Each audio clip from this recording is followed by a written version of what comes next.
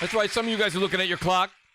Some of you are like, Mooch, it's 7 minutes after 7. What's going on here on the East Coast? We're on New York time, guys.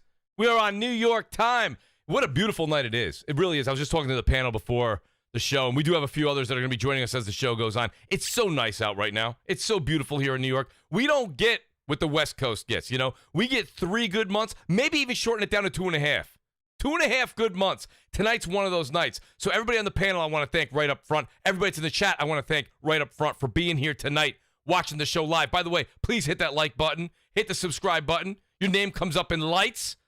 Okay? We're going to do this right. We got a great, great show for you guys. I'm very excited. A lot of topics. The excitement is in the air, as you can see. There's a lot of red carpet service going on with some of the PlayStation games that are coming out. Very excited to talk about that. Shout out to the great people that are in the chat. I see some of you guys. Shout out to the great Sirex Man. Sirex Man, I hope you're feeling better, my good friend. Shout out to the great Zuby Tech. Zuby, thank you so much for the work that you do, man. You are just out there putting out information nonstop, day in and day out, never bothering anybody, never arguing with anybody, just straight facts all the time. So, Zuby, great to have you as well. See your boy, Roy. I'm going to give a shout out to all these guys. Tool Man, see all you guys that are in there. I really, really appreciate it. If you guys will take a second, you'll notice that there's a lot of the guys in the chat that have a green tag on their name. That green tag means they are Mooch Maniac family members, and it means the world to me. They keep the channel afloat. They really help things progress. Guys, right above that description that I wrote, yes, the poet, Mooch. Right there, you'll see the join button. Please consider hitting that join button. I can't tell you how much that truly, truly means to me. And I have to shout each one of these guys out one by one. The great Sirex Man, JudaZuk, WoolleyGamer, Frostbite Slash, MumbleRanting Gaming, Tyson Web 509, TrueWiddy, Kn1ght Ripper7, Big Chuck 777, Alfonso Carter, Brap, Jamie, Damien, CJ UK, the great Jimmy Harrison, who's here. Yes, he is. He's here. Jimmy, I appreciate you being here. Zambila Ice Cream, Andy Hart, Dad of War, Wraith the Emperor, Isaac Gentry, our major Mooch Maniacs. This one's a great one. Love the names. Love the names. Fake Man Bear Pig. I know he did that on purpose. He just wants me to repeat that. That's fine. I will. I don't mind. The great Gaming with Persona, who you just might hear from real soon. The great Jay Barry, the two of them together make What's Up PlayStation. You guys might have heard that show. Saturday mornings, 11 a.m. Eastern Time. Domino Zero, Supreme Samurai, Who Are You 5, your boy Roy, Smokes 901, Tactical Gamer, Danelle Brown, that guy Smitty, Four-Star General, Brian B, a.k.a. Delirium Blades, pardon me. Blades, I apologize. We got to get back on Warzone, by the way. VIP Mooch Maniacs, Shadow Assassin, Rated D Demonic, Strictly! Strictly's out there telling people to mow their lawn, touch some grass. Appreciate Strictly. The Wise Old Gamer, the Great Percolator 9000, and our honorable mentions. You're out there without food, water, or toilet. I'm so upset. I'm so nervous. Marty, the great Marty Bison, Come Home, Olamoka, Fork Boy Gaming, Brian Carter, Remarkable Knights, and our forever Mooch Maniac. You know, hearts always with him, the great Longshot 316. Guys, again, let me get to this amazing panel. But before we do, I just want to say, please hit that like button. Tweet it out. Let people know. There was a lot of people that were in the chat last week. They said, Mooch, just found out about your channel a couple weeks ago. Loving the show. I see all you guys. Eric the Beard. Mizzo Shizzle. I love all you guys. You guys are all great. And shout out to Link as well. Guys, I see all you guys reaching out to me. But I got a panel here. And, you know, I try my best to get through at least 6 or 7 topics. I have 11 tonight. Let's try for 5. Let's try for 5. I can't guarantee anything. But what I can guarantee you is someone that you guys know. He also has the Guinness World Book of Records for the longest pregame and longest post-show keeping panel members active. It's the Great Basement Radio Arcade Podcast. Brap! How the hell are you doing tonight, buddy? Wow, that was quite the intro, Mooch. I am not going to be long-winded today, so hey, happy to be here. It's Friday. Great to talk video games, and I got my pre-order of God of War Collector's Edition, so looking forward to that. We got to talk about that. You're eating well on the PlayStation side of things, the other platforms. A little dry. Little dusty out there. A little bit. Little bit. Yep. So bad that people got it. So bad people are hoping. It's a creed they live by. You have to have hope, though, Brap. You have to. Hoping that Netflix gets purchased. Maybe. That's how bad it is. Maybe. But, Brap, you know what? I got to say, you set up a great, for me to introduce this next panel member, okay, this guest of ours tonight, Brap. You said, Mooch, what really long intro there? I can't even hold a candle to this man. The man is outstanding. You guys got to check him out. The great Gaming with Persona is back on the show. And Persona, I'm not sure. I got to be honest with you. I hope you don't mind, man. You know, sometimes I got to flatter you with this. You know, I don't know what my audience is doing. Maybe they're driving home right now. Maybe they're doing a barbecue. Maybe they're having some sort of an affair with another spouse, another marital spouse. Persona, you do it. You do it way better than I do, bro. Welcome back to the show, man. How you doing tonight? So, man, if you're at work, I hope I can get you through the work day. If you're on your way home from work or school, hope I can get you through your commute. You might be at home cooking dinner, cleaning the crib, doing homework with the kids. I don't know, right? You might be taking a shower. I don't know. It's closer to godliness. Right? Listen, you might be having the maritals with the significant There other. it is. I don't know. I don't know. I just appreciate you putting me on. Listen, man, I'm so happy to be here. I appreciate you, Mooch, for the invite, man. It's a great panel as well. I know it's going to be a great discussion and conversation. You know, and I don't know, Mooch. I think I've been on here enough. Yes. Where the chat don't hate me. You know, every time I'm on here, I check the comments after the fact, and it's like, you know, the hate is not as strong as it used to be in the beginning. So I think your chat. They ain't gonna hate me no more. Even the ones that hate me don't hate me. They secretly love me, but they just doing it for shits and giggles. So I love the chat, and shout out to everybody here, and I can't wait to get into it. Listen, the love for Persona in the chat grows every single appearance. Man. Every appearance. Absolutely. So you Hey, know Mooch, that's yes. I just want to let Persona know I play on everything. I just want to throw that out there. You want to play on? Yes, that's right. You do play on. Oh, you do? I'm a neutral. I'm a neutral. Oh, really? Oh, really, Brap? You do? Yeah, I play on everything.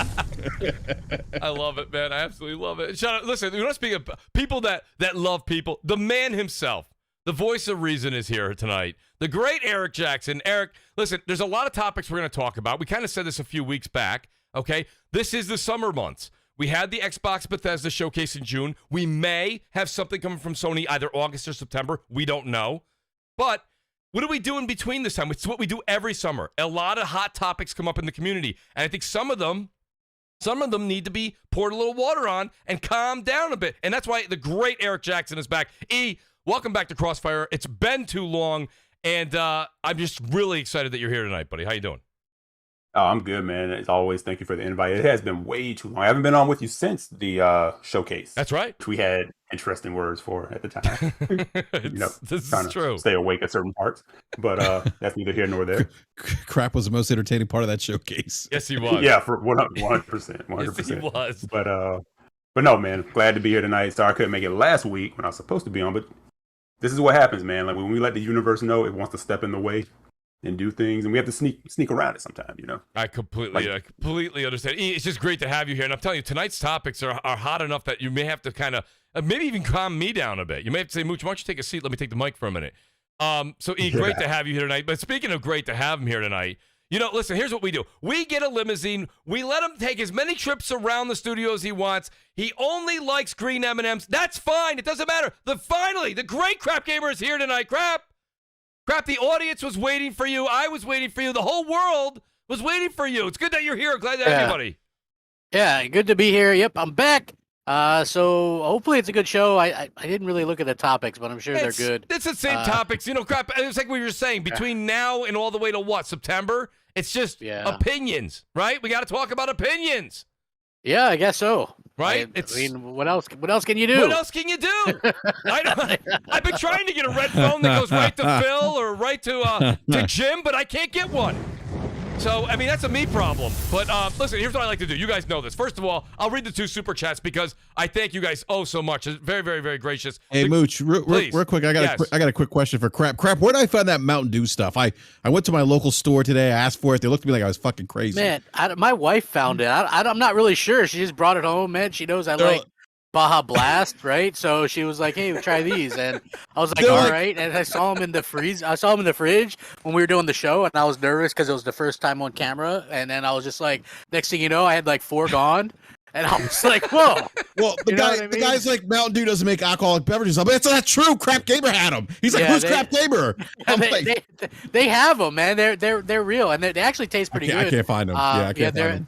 there's no sugar either. So they're while they taste good, they're not loaded up with a bunch of sugar and stuff like that. So you don't get that usual crash, man. Like sometimes when I'll drink alcohol, I'll get like that crash. Is there a lot of sugar know? in those, Greg? Is there a lot of sugar? None? There's no sugar in passing them. out. Oh, wow. Yeah, Okay. I know what you mean, man. Like, it's not a good feeling, man. You get that sugar rush though if you drink regular alcohol, man. Like if I drink like that chocolate vodka, whoo, man, that stuff will like put me on my ass, and I'll just be like, that was the 360. I'll that'll put me on my ass, man. I'll just be like, whoa, you know what I'm saying? But there's this weird time between when it really starts to hit and that point, like where I'm just calm and just kind of like chill, you know what I mean? And just everything is just kind of mellow, and then you get up, and then next thing you know, you feel like you're gonna fall over. So that's why I don't drink too much. But I was like, drunk. Hey, what the I was, but I was like, yeah, what the hell, man? You know, have some entertainment, give some fun. You know, it was a good time. It was an awesome time. It was great. Well, listen, the great Brap does what Brap does best. Love to have Brap on the panel. Brap's like, before we get into gaming, let's talk about alcoholic beverages. Hey, you know what? It's entertaining, man. It's entertaining. You know? And it's also knowledgeable. We need to know this.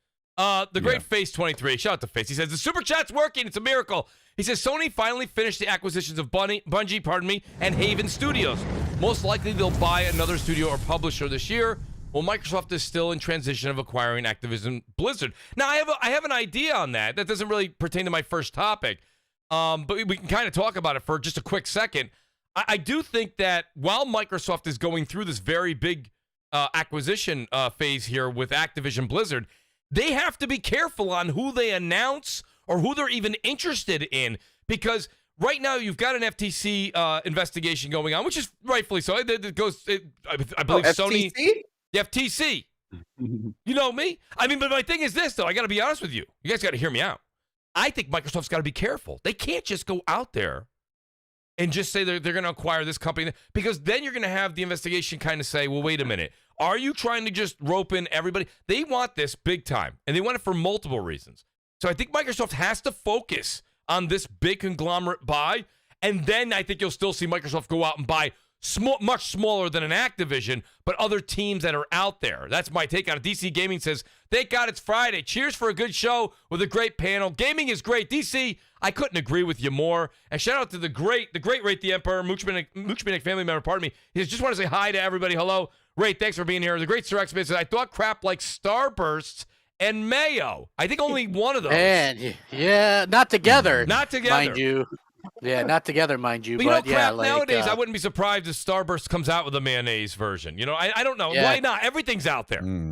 Yeah, I mean, I mean, like in my general weight loss, which by the way, 75 pounds down in 10 months. So what I've done is, Congrats, crap. I mean, it's I got more to go. It'll be another year before I'm where I want to be. And the big problem is now that I'm older, I get loose skin. So even though I lose weight, I have that problem. I don't have to deal with that, you know, when I get where I want to be. But you know, are you going to get the skin surgery? I mean, I could. You know, you can actually donate that to like burn victims and stuff, but I'm not 100% decided. I want to see exactly what happens, because the way that it's happened for me is I just randomly, like this app on my phone, right? I just track what I eat, and I eat under a certain amount, and I don't do anything special. I do my work. Are you doing like intense? Well, not intense, but are you doing any type of weight training in your? I'm not yet. I would incorporate that into your weight loss as well, to help with the loose skin, so that you know you don't got fucking a turkey gizzard neck and shit, all that bullshit. Yeah, well, I hope that doesn't happen, but yeah, it's like you know, for me, I just follow this app, and then you know, within a certain amount, and then it just, like, I don't do anything special. Right, I just go back to the doctor, and then she's like, oh, okay, well, you're 35 pounds down, you're 60 pounds down, you're 75 pounds down. So you know, things like just kind of, and I'm like, okay, that's cool. You know, the thing was, for me, I didn't feel any. I actually felt heavier for a while, because your shirts and stuff are looser, so you feel. Not to get way off topic, but you feel bigger because your shirts are bigger. Celebrate right? this, man. Yeah, you know, so absolutely. it's like you feel that way. So a lot of people don't realize. A couple years ago, I got hurt. I was in an accident. I was in a wheelchair. I couldn't walk. Oh my and God. I had to I had to Oh, I had shit, to I had no relearn. idea.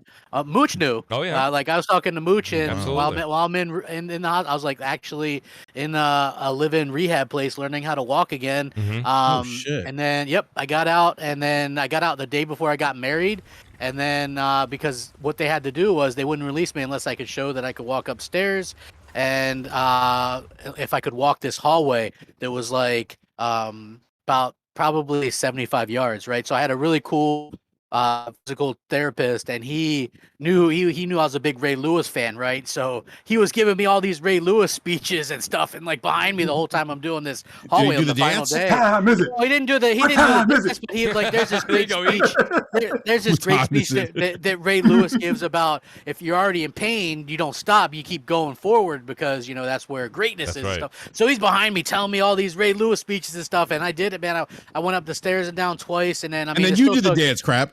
well, I wish, you know what I mean? It just like Yeah. like if I don't know, like if there's anybody that's ever had that problem where if you ever lose the ability to walk, and then when you get it back, it feels like when you finally do start walking, you're like breaking free of like ice around your legs or something. It's such a Wow, weird that's feeling. awesome. And yeah. So it's like, so I went and I did that, and then and just from being immobile a lot and just being in a wheelchair, I had gained some weight and stuff like that. So now it's like it's coming off, and I'm feeling better and things like that. So it was just like kind of a natural kind of progression with it. And I didn't do anything, like I said, super crazy, because what happens is I've done diets before and you can lose weight, but like let's say I cut out all carbs. Then if I start eating carbs, man, you balloon up again, right? Yep. Like so I don't cut out anything, Yeah, man. If I that's want some true. pizza, I'm gonna eat some it. pizza. Yes. It's yes. just I'm No, gonna the- eat it yeah, within my caloric, I'm Yeah. still gonna be The in a minute calorie someone deficit. says I can't- Weight loss is all about portion control. That's Yep, it. portion absolutely. control. You don't have to cut out anything. You just need the portion, the type Persona- of stuff you eat. Persona, a and lot of incorporate times Yeah, veggies balance. and fruits and stuff like that. there's an expression that's everyone. I lost everyone's 25 heard. pounds. Thanks to Mooch, but go ahead. Well, I do what I Thanks to can. Mooch. Well, I gave him the same plan that I use. I got to be honest with you. I've been doing it for years. The thing about it that's great is everything. Yeah, I got COVID weight, and I was like, Mooch. Yeah, he goes, I got to lose some weight. I go, well, I got an idea for you. Check it out. Honest to God, it's okay. everything in moderation, guys. I don't care Yeah. what it is. Well, I don't care. What's funny? Well, not funny, but what kickstarted my weight loss was I got COVID, and I lost like 12, 13 pounds that week. Oh, really? So, Wow. yeah, it kickstarted it. I was like, okay, because Oh, you're not shit. hungry. I couldn't smell anything anyway. I'm like, I'm not hungry. Yeah, So it's right. like, That's where I'm at now. Though, it's like with the COVID pounds, I'm working on getting all that off, and I try to walk every day for like 30 minutes a day. More water is like the main thing. Like I cut out like almost all sugar and Yeah. water and eating cooking more and all that stuff. Yes. Trust me, yeah. You know, and it's funny you say important. that, but part of the diet, honestly, no joke, Persona, I think this is kind of ironic. They said you have to have minimum 64 ounces of water a day. And I know that doesn't sound like a lot to you guys out there that are That's a lot. listening. That's a lot of goddamn water. Yeah. That's a lot. It's a lot, dude. I know? can't do 64. I'm at like 32 on a good day. But it's very key. Well, very key because to of do that, because you'll be going to the bathroom a lot too. Like Yeah. drinking that much water, you're gonna live in that bathroom. Yo, I'll for real. tell you guys Damn water. too, something people I know, like Persona, you said hitting the gym, like hit the weights and stuff. Even if you get something at home, but even if you want to be at home and you don't really want to hit the gym or whatever, get like a couple of kettlebells and do find like the Or YouTube even videos kind of do like like the kettle. calisthenics. Yeah, Mhm. yeah. Man, I Calisthenics started doing the kettlebell. Whew. And even Yeah, like those you tone up like real nice. I pick up my kids. even like I forgot what it's called. It's kind of called like Different weight classes. You use your own body as your weights, and you're doing Yeah. like planks and Yo, dips and all planks that are crazy not- stuff. It's like Planks are no joke. It's like resistance Oh training. yeah, It is. It is resistance. resistance. Thank you. That's what I was looking for. Yeah. Resistance. Well, listen, I Yeah, gotta- see, The- Man, listen, if should- you want to you have a should weight change the loss name of the- podcast, I I'm was with just it. gonna say, I'm with it, man. I'm with it. Hey, Mooch. health is wealth. Get that in. You want to be here for these Absolutely. Health games. is You want wealth. to be here for these games dropping. Health is wealth. Hey, You want Mooch. to be around, man. 100%. You should change the name of the podcast from CrossFire to CrossFit. CrossFit. Hey, Oh, I'll say this 7 p.m. before we Eastern move on time. to Yes, go ahead. to the soda. Like I know for some people, like cutting out soda is Yeah. really, really tough, right? So if that's something hard for you to do, get like bubbly, like sparkling water and stuff like that. And then Yeah, literally that's just put what I like a switched to. spritz. Put yeah, like a spritz of Mhm. cranberry or cranberry grape, just like a little bit. With a little splash of And vodka. You'll be amazed at how that'll give you like your soda fix. Oh yeah, special. And no, he's right. Eric is right about that. Like, because when I cut out all soda, it's like you need something that's like bubbly and seltzery or whatever. Yeah, seltzer water and those flavored seltzer waters and stuff like that. I'm telling you, man, it may be tough at first, but if you stick with it, man. Man, that most definitely is your shout out to Joey Gutierrez. He says, Mooch, Persona. He goes, that's only 4 bottles of water a day. It's not, though, because a bottle of water, I believe, is 12 ounces, right? Yeah. I mean, that's 48 if you're doing 4. You got to do more. And I'm telling you right now, 64 ounces, it's a good amount of water. Just do me a favor, Joey. Tomorrow, legitimately, and I think Joey follows me on Twitter.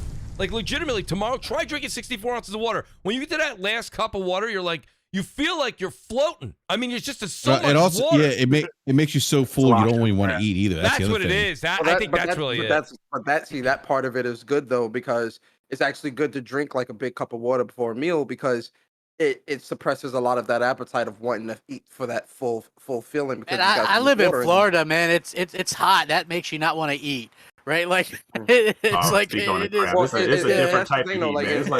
It's like I'm mugging you in the parking lot type heat. You open the door. With weight loss, like it's important to eat though. Like skipping meals is actually bad. Like it's awful. You're supposed to have like those smaller meals, breakfast, lunch, and early dinner. What I do though is I do intermittent fasting. So I either would eat in the morning and not eat for a long period of time, or I would eat closer to evening time and not eat for the rest of the day until that next evening. Mm-hmm. Mm-hmm. Yeah, I tried the OMAD stuff where I'll eat one time, you know what I mean? And it'll be like maybe 1,200 calories at that one meal or whatever.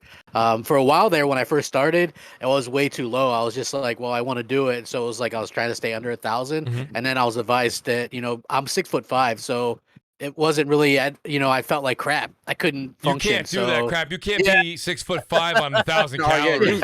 Hell no, bro. You need to be like 2,500. I felt like crap. You got Michael Phelps type.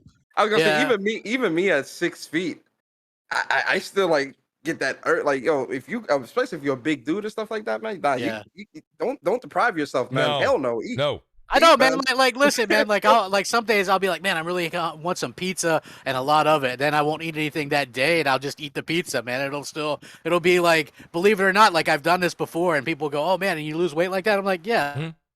Calories more than anything. Like I got you're counting calories. A whole medium pizza from say some places 1,800 calories, right? That's within my 2,000 calorie range. So I'm good. I ate that. Well, I'm good for if you're doing like those types of pizzas where they're using like low fat cheese, sugar, low sugar, sauce, gluten-free crust, gluten-free crust, and all that. If pizza can be, contrary to popular belief, pizza can be very healthy depending on how it's prepared. That's 100% correct. So yes. it all depends. The pizza that we all refer to. You can't kill the meat lover. Don't get the meat lovers and the stuff. I mean, Mooch, as New Yorkers, we want the oil dripping out the back. I was just gonna say, right?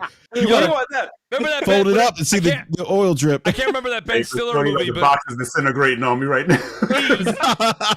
You remember that Ben Stiller movie? It was him and the other dude, and they were at New York City, and they were like, I think it was a Long Cape Poly or something like that. The dude grabs his slice, and he gets all the grease off the one slice into the other. That's how we do it. It is a Long Cape Poly. Yeah, it is that. Yeah. Oh, that movie. That movie is kind of gross for a couple reasons, right? I was watching it. Hoffman, I think. Yeah, like Seymour Hoffman. That's it. The guy, like when Ben Stiller rubs up against the hairy guy playing basketball, and he's got sweat all over him. Yeah, he's got sweat on his face. It makes me want to puke, man. I'm like, dude, that's so nasty, man. Like, gross. But yeah, that movie's funny. A lot of people don't know. Like, it's funny because also, just real quick, there's a sex scene where he's trying to count down to 5 minutes, right? And it's like, and then he screams it out at the end, right? Because he's not trying not to blow early. So I've done that before where I'm trying to count down in my head. I don't know. I thought that was kind of funny. Wow. Like, you gotta last longer than a few minutes here. Come on, let's get it in. Shout out to Full Stack. He says this is a gluten-free podcast. Apparently it is Full Stack. Look, I gotta say something real quick. I feel like a very short person on this panel because you got Persona 6 feet, Crap is 6'5", 6'5", E is 6'7", E is 6'7". Mooch, you're like what, 5'11", I'm 5'10". Yeah, so you got an inch on me. I'm like the shortest person here. But see, for an Italian, I'm a giant, so I'm happy. Yeah, and actually Actually, I'm Latino. Most Latinos are not 5'9". Yeah, so I mean, so- it's like to me, I'm all right in my world. You know, in the podcasting world. Oh, I yeah. hear you. Yeah, I'm like one of the tallest people in my family. Majority of my friends are all like 6'4". So I mean, 6'7", that is impressive. I've just got to say that flat out. It's quite impressive. He's like, I had nothing to do with it, but thank you. Shout out to E. somewhere down the line, you know. So guys, yeah. we got I wish I was 6'7". a couple of super chats here. Shout out to the great Sir X-Men. He came back. He said, I thought crap like the yellow starburst. I think that's the ones he hated. I like the pink and the red ones. I think the red ones are the best, personally. The red ones are the Yeah. best. Facts. They Yeah, are. I agree with you. They're yeah. really, really good. I actually also like if we're talking candy, I like Starburst, but I also like Sour Patch Kids. Like I love Yes! those I damn can't things, eat those. man. Sour Patch Kids are great. They're, Can't they're eat 'em. so good. I love man. them. They Yeah, I are- remember when I was they're young, I so used to damn eat. good. You guys remember Warheads? Yes, Yeah, Warheads. yeah. Sonic Yeah. Warheads. Yes. Yeah. I can handle I'm that. sure they want us to talk some games. Yeah, though, we're going to Mooch. get some Yeah, games. yeah, some we're- gaming. Yeah, We don't need to go down memory lane, man. We're a half hour in. You're talking By the about way- like by the weight way, loss, food, Real candy. quick, I got a couple super chats here. Shout out to Joey Gutierrez again. He goes, "Let it rain." That was, and he goes, "Rest in Yeah, peace." yeah, Iceman. Right? Iceman. Man, yeah. He couldn't hit the broadside of a bar, man. That was Philip Seymour Hoffman. Outstanding. Yeah. Rest in Oh, peace, like man. he said. Shout out to Joey. Thank you. And then I've got the great Quick Killings is here. He says, at GameStop at 10, couldn't pass up the, and I'm going to say it wrong. It's not the Jotner edition, or is it the Jotner edition? Jotnar. Thank you. The great gaming with Persona is always going to set it straight. Kevin, thank you for subscribing to the channel, man. That means the world to me. Thank you. The great Sin Vendetta. Sin, how you doing, buddy? It's been a while. Missed you, man. He says, hey, Mooch. Great Sin Vendetta. Absolutely. He says, just wanted to wish you and the rest of the panel a great Friday and hope you guys have a great weekend. Stay cool out there. Same to you, Sin, out there in Southern California. The great Sir X-Man's back. He is not helping. 3 weeks. I'm eating hospital food. Sir X-Man, you'll be in the best shape of your life when you leave there. Trust me. And we're looking forward to getting the great Sir X-Man back home so we can enjoy all that great gaming goodness he has waiting for him. Get better, man. Get better soon. Absolutely. Yeah, I hope you get better. Yeah, I hope you get well soon. Yeah, man. absolutely. Feel better, man. I'm going to put gaming with Persona. Persona, we got to put you on the hot seat here real quick as we get into gaming. Let's just talk about this. I've got a lot of topics. I kind of want to get through a lot of them, so I'm going to move a little faster today than I usually do. God of War Ragnarok Collector's Edition. You know all about it. We were on Twitter all day talking about it. Yes, sir. What do you? The one thing that I really love about this, and me and Crappy's talk about this on MNC all the time, is Sony does a hell of a job continuing to give that red carpet, like, the big event, making it a big deal. This is a very big deal. This is a big game. God of War 2018 won Game of the Year. Of course, it's got some stiff competition with Elden Ring this year. But you know what? What did this whole collector's edition mean to you as far as what Sony's putting forth? And are they giving you, or do you feel as a gamer you're getting that red carpet treatment? Yo, this is a great question. So what this means to me, first and foremost, is that gamers buy the things that they want. Right? But for me personally, I loved God of War 2018, and I'm a big fan of the God of War franchise in general. So with God of War 2018, that being such a great game with a great story, and having so many good things going for it, going into Ragnarok, wanting to see the continuation and the completion of that story, and seeing the world and seeing how this game is going to run and whatnot on PS5, I have to get that Jotnar edition because I got the God of War 2018 collector's edition, and when I saw that Thor's hammer, I was like, are you fucking kidding me? Oh yeah, we definitely need to have that shit day one. Yes. You understand? Yes. Like I would be an idiot to pass that up, right? So I was definitely happy. Like this morning, I had my computer running. I was signed into GameStop. I was signed into PlayStation Direct, Walmart, Best Buy. I was signed into everything to make sure that I could get it. And funny thing is, as soon as it hit 10 o'clock, I refreshed the PlayStation Direct page, and it was there. And I said, "Oh shit, let me do it real quick." Put everything in. Boom. I was like, "All right, we good to go." And then I tried to order a second one on PlayStation Direct, and they were like, "You only getting one." I'm like, "Oh, all right." I forgot PlayStation Direct. You care about your gamers. My fault. So I went to GameStop, grabbed another one, and we good to go, right? In terms of the red carpet treatment, yes. I think PlayStation does do this. When they did the unboxing, I thought it was cool to have Ryan Hurst and Raf Grassetti Ryan Hurst, who plays Thor, Raf Garcetti, who is the art director, having them both do the unboxing and showing us off and whatnot, that is also what upped the appeal for me. You have Thor unboxing Thor's hammer. Yep. Like you know, it's on screen right now. Yeah, it's just the perfect, like, that's a no-brainer, right? So I do think they do a good job of rolling things out. I'm not going to lie, I was a little worried a little bit earlier into the year because we really weren't getting no news, man. But see, that's my fault for doubting PlayStation. We weren't getting a whole lot when I wanted it, but I forgot news. Good news always is on time, and PlayStation news moves to the beat of their drum. So listen, yeah, you know, the thing about it, Persona, I'm kind of glad you said what you said. I want to bring everybody back in time, way back. And Persona, this may be dating myself a bit. I know I'm older than you, but like we used to only have, E's going to definitely know about this crap, and I know Brap's going to talk about it. We only had Nintendo Power back in the day. You want to talk about slow leaks of information of gaming news? I mean, it didn't get any slower than that. You get an article about a game, they didn't even, there was no release date. You had no idea. You could read about something in like January of like 1994, and that game might not have come out until like November of 1998. You have no idea what's going on. So like, you know, when it comes down to it, when it comes to PlayStation, Nintendo, they really do kind of just, they leak their information differently than Microsoft does. You know, Microsoft is, as you can see on Twitter and social media, Microsoft is like in everyone's space or in everyone's, you know, face. They're just all over the place. And by doing that, it's good. It's really, really good because they keep the community in tune. But at the same time, the community is like, we want more. We want more. And now with things like podcasts and YouTube blowing up, more people watch YouTube than cable TV. You know, with people having channels, we need news. We do need news. So all we keep saying is 24/7. You got anything? Do you got anything? Do you have anything at all? So, I mean, that's the thing. I think right now what it comes down to, Sony really does stick to their traditional roots, and they're going to give you information when they want you to have it. Not because they feel like you're entitled to it. It's when they feel like you should have it. And from a PR standpoint, it is the better move. Because we've seen Microsoft a number of times, Microsoft comes out a number of times, says something, and then 24, 48 hours, they have to retract it because they said something maybe ill-willed, or they said something they shouldn't have said, or they said it too quickly. Oh, we didn't mean it. Oh, we're sorry. And I get it. At least they do what they're supposed to do, their due diligence. But you're better off sometimes containing that information until it's 100% accurate, ready to release. And that's, I think, the way that you're seeing Sony kind of move forward through this generation, whether we like it or not. Yeah, no, I agree 100%. I do think that, you know, going back to the olden days, right, with the magazines and the Nintendo Power, Game Informer, and all that stuff, it definitely was an even slower trickle. I think, and even looking back now to this year, yes, when I look at how PlayStation has released their games and the news that has released this year as well, we really have been getting good news throughout the year so far from PlayStation.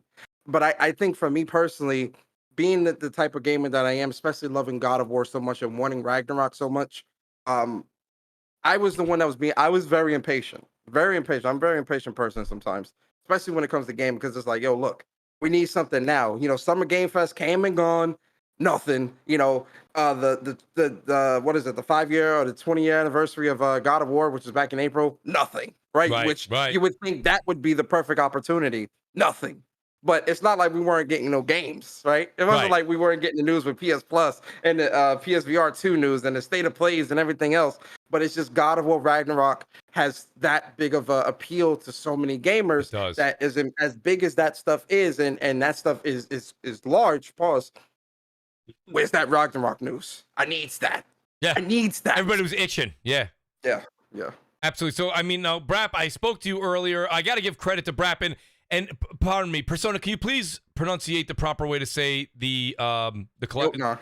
Jotnar. Yeah, Jotnar. So I did not get that when I was on the way to go purchase that. Brap gives me a call. He says, Mooch, what are you up to? I said, I'm actually driving right now to GameStop to go get the Jotnar a collector's edition, which I'm still going to probably say wrong, so I apologize in advance. And Brap goes, well, geez, he goes, I'm going to get the collector's edition. I said, well, I said what Persona said. I'm like, I need that hammer, right? I need that hammer. I got to have it. He goes, well, it's in the collector's edition. So then I went through everything, and don't get me wrong, I still tip my cap to Persona and anybody else who got the Jotnar collector's edition. I don't have a record player, so the vinyl don't do me no good. That map you see on screen right there, as beautiful it is, I got a bunch of similar type of merchandise when I got the collector's edition from Ghost of Tsushima, and I don't have a real place to put it. So between the map on the fabric and the vinyl record, I didn't see, for me, getting that. Now, if they put the hammer only in the Jotnar, am I saying, what is it again, Persona? I'm saying it wrong. Jotnar. Yeah. If they put the hammer only in the Like, Jotnar, Nar. thank you, E. I appreciate that. You guys are gonna have to correct me with that. Crap knows. I still say, what is it there? Wolfenstein. Stein. So I still say that wrong. If they only put the hammer in the one color, I would have got the more expensive one. I just would have. So, Rap, thank you for saving me $60 on that. Because I probably you got the collectors. I got the collector's edition for $200. Okay. Yeah. Okay. So Yeah, I did too, Mooch. I did for a lot of the same reasons you did too. Like shout out to anybody that did get the Onar edition because it's dope too. It is dope. It's beautiful. Mine It's a beautiful was thing. Like where am I gonna put this and put that? And I mean I have like a game room, office room, but it's already like loaded. It's getting full. Yeah. And I still have stuff in boxes that I like, okay, I have a little bit of wall space there. I could squeeze that in, So yeah. But the collectors was enough for me. But either way, I think you can't lose. No, I do agree, Brap. Now I know that you said you got the CE as well. You got the collector's edition. Yeah, no, I got that too. I was a little worried at first. I went to the PlayStation site and typed in all my information, and it was like it was like processing, right? And then it said something about like you get that error message where the screen goes white, and it's like something website error or something. I don't know. I forget what it is. And then I hit refresh, and then when I hit refresh, the order went through. I'm like, oh, praise the Lord! I was like, I got it. So yeah, no, I'm excited. It's nice that Sony does these. For as much as people complain about $70 games, it's amazing how these like $200, $250 collector's editions sell out so quickly. And like I had two of the 2018 collector's editions. I still actually have one in. Yeah, I still actually have one in the box right now, and I got two Horizon Forbidden West collector's edition. I have one in the box still, so.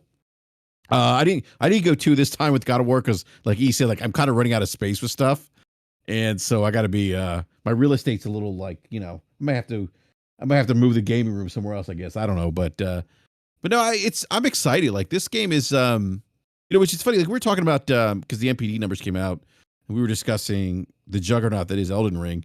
I think if there's any game that could maybe knock Elden Ring off at the pedestal of the game of the year conversation, this might be the game. It's the only one that has a fighting chance. I think maybe some people in the audience will disagree with me. That's fine. They have every right to. I still think Elden Ring might still win it. But at the end of the day, it's going to be God of War that gives it the fight. God of War. I think so. Yeah. It's definitely the Rocky Balboa. Okay. That's the one. That's the one. It's got the heart. It's got the fight in it. I do want to say this crap. I want to ask you your take on these collector's editions. But this Gaming Forte super chat is directed to Crap as well. Shout out to the great Gaming Forte. Forte, if you can make it tonight, please jump. Oh, he's here. He's jumping in right now. Well, Forte, I'm going to read your super chat right now. Forte's here with us. He says, I can relate, Crap. 2016, I was in a terrible car accident which broke my femur in half. Couldn't walk for 3 months. It was a life-changing experience. The great Gaming Forte also joins us right now. Forte, I'm sorry to hear that. I did not know that. I've known you for a very long time. I did not know you went through that. Yeah. I don't know if Forte's here, but I don't know if he can hear us. There he is. I'm here. What up, though? What's up, Forte? We didn't know about that with that unfortunate situation. That was like my foray into this community at that time. Like I always was listening and stuff, but when you're doing nothing but sitting at home because you can't do anything, your internet becomes your best friend. This is the truth. That's kind of when all that stuff happened. But yeah, it was when you said that kind of hit me like really, really hard because it was like big snowstorm, a whole bunch of factors came into play. Just dropped my daughter off at school. And the funny thing is I had just went to go look at a new car the day before that. And I was driving my wife's car that day. Person was sliding down the street sideways because he took the turn too fast. They were sliding, when you just see it happening in slow motion. He was coming sideways. There was no way I was stopping in enough time. braced myself, took my hands off the wheel, braced, and then, I didn't take my foot off of the brake. And when we hit, my leg compressed up and broke my femur in half. And that was rough, bro. Like that whole sitting in a chair, them trying to will you to get up and walk and all that other stuff. Like, you couldn't even get out of it. Like the funny thing is when you're in physical therapy, because I was in the hospital for 35 days before they won't let you leave. They got to make sure that you can leave. I was in the hospital 12 days before before anything, man. It was so crowded in the hospital, and I was in the hallway between, and they put these little like sheet things up, right? And and my first night there, right? I'm like already depressed as hell, and they bring in some guy who's high on something, and he's just screaming all night, and I'm just like, geez, like this is crazy. And though just you can't go to the bathroom, they give you stuff, you know what I mean? It's like it really tears you down, and then they make sure you can like. By the time I was leaving, they had to make sure that I could like use a walker and like get to the bathroom and all that kind of stuff, which I could. And but it's difficult, man. It's like people don't realize, a lot of people take that stuff for granted. I was like, I never thought that would happen to me, like I played football and everything, and I got sprained ankles and and stuff like that. But this was the first time where you just couldn't get up, and I'm like, I can't explain it. I couldn't get up. Like I ain't gonna lie to you. I ain't gonna lie to you. That it hit me so hard. It's like the lady told me, because since my femur was broke, I had to go non-weight bearing on my right leg for however long it took with zero weight on it. And them having to help me, like what hit me was them having to help me get out of the chair, just because I couldn't balance myself good enough to get out of the chair on one leg with like my upper body strength. Mm-hmm. That hit me so hard, and I was like, no freaking way, bro. I am not living this life. And then it was just, more of a situation of I never had to depend on anybody as much as I had to depend on people then, and it was like, it was crazy. But this is depressing. I don't want to talk about that no more. I'm just happy. Like people would never know. They see me walking around stuff, but when I tell people that, they's like, "Yo, you actually went through that?" I said, "Oh yeah, I got pictures to show it, bro. It was pretty bad." Forte, having you here is just first. It's just great to have you here because I know you work on Fridays. But I got to tell you, this is one of those days where I told everybody this and I tweeted it out. Forte, I was going to say it on the show anyways, regardless of the tweet. Like I was going to get it on the PlayStation Store. I had a gift card to GameStop because I'm always there.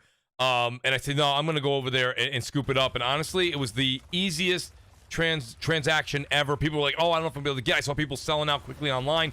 Guys, if you just get up and go to the store, I know it's cool. I know it sounds really ancient and old school. I know, but it works. I was number 2. I was able to get it with no problem. I was number 2 in line.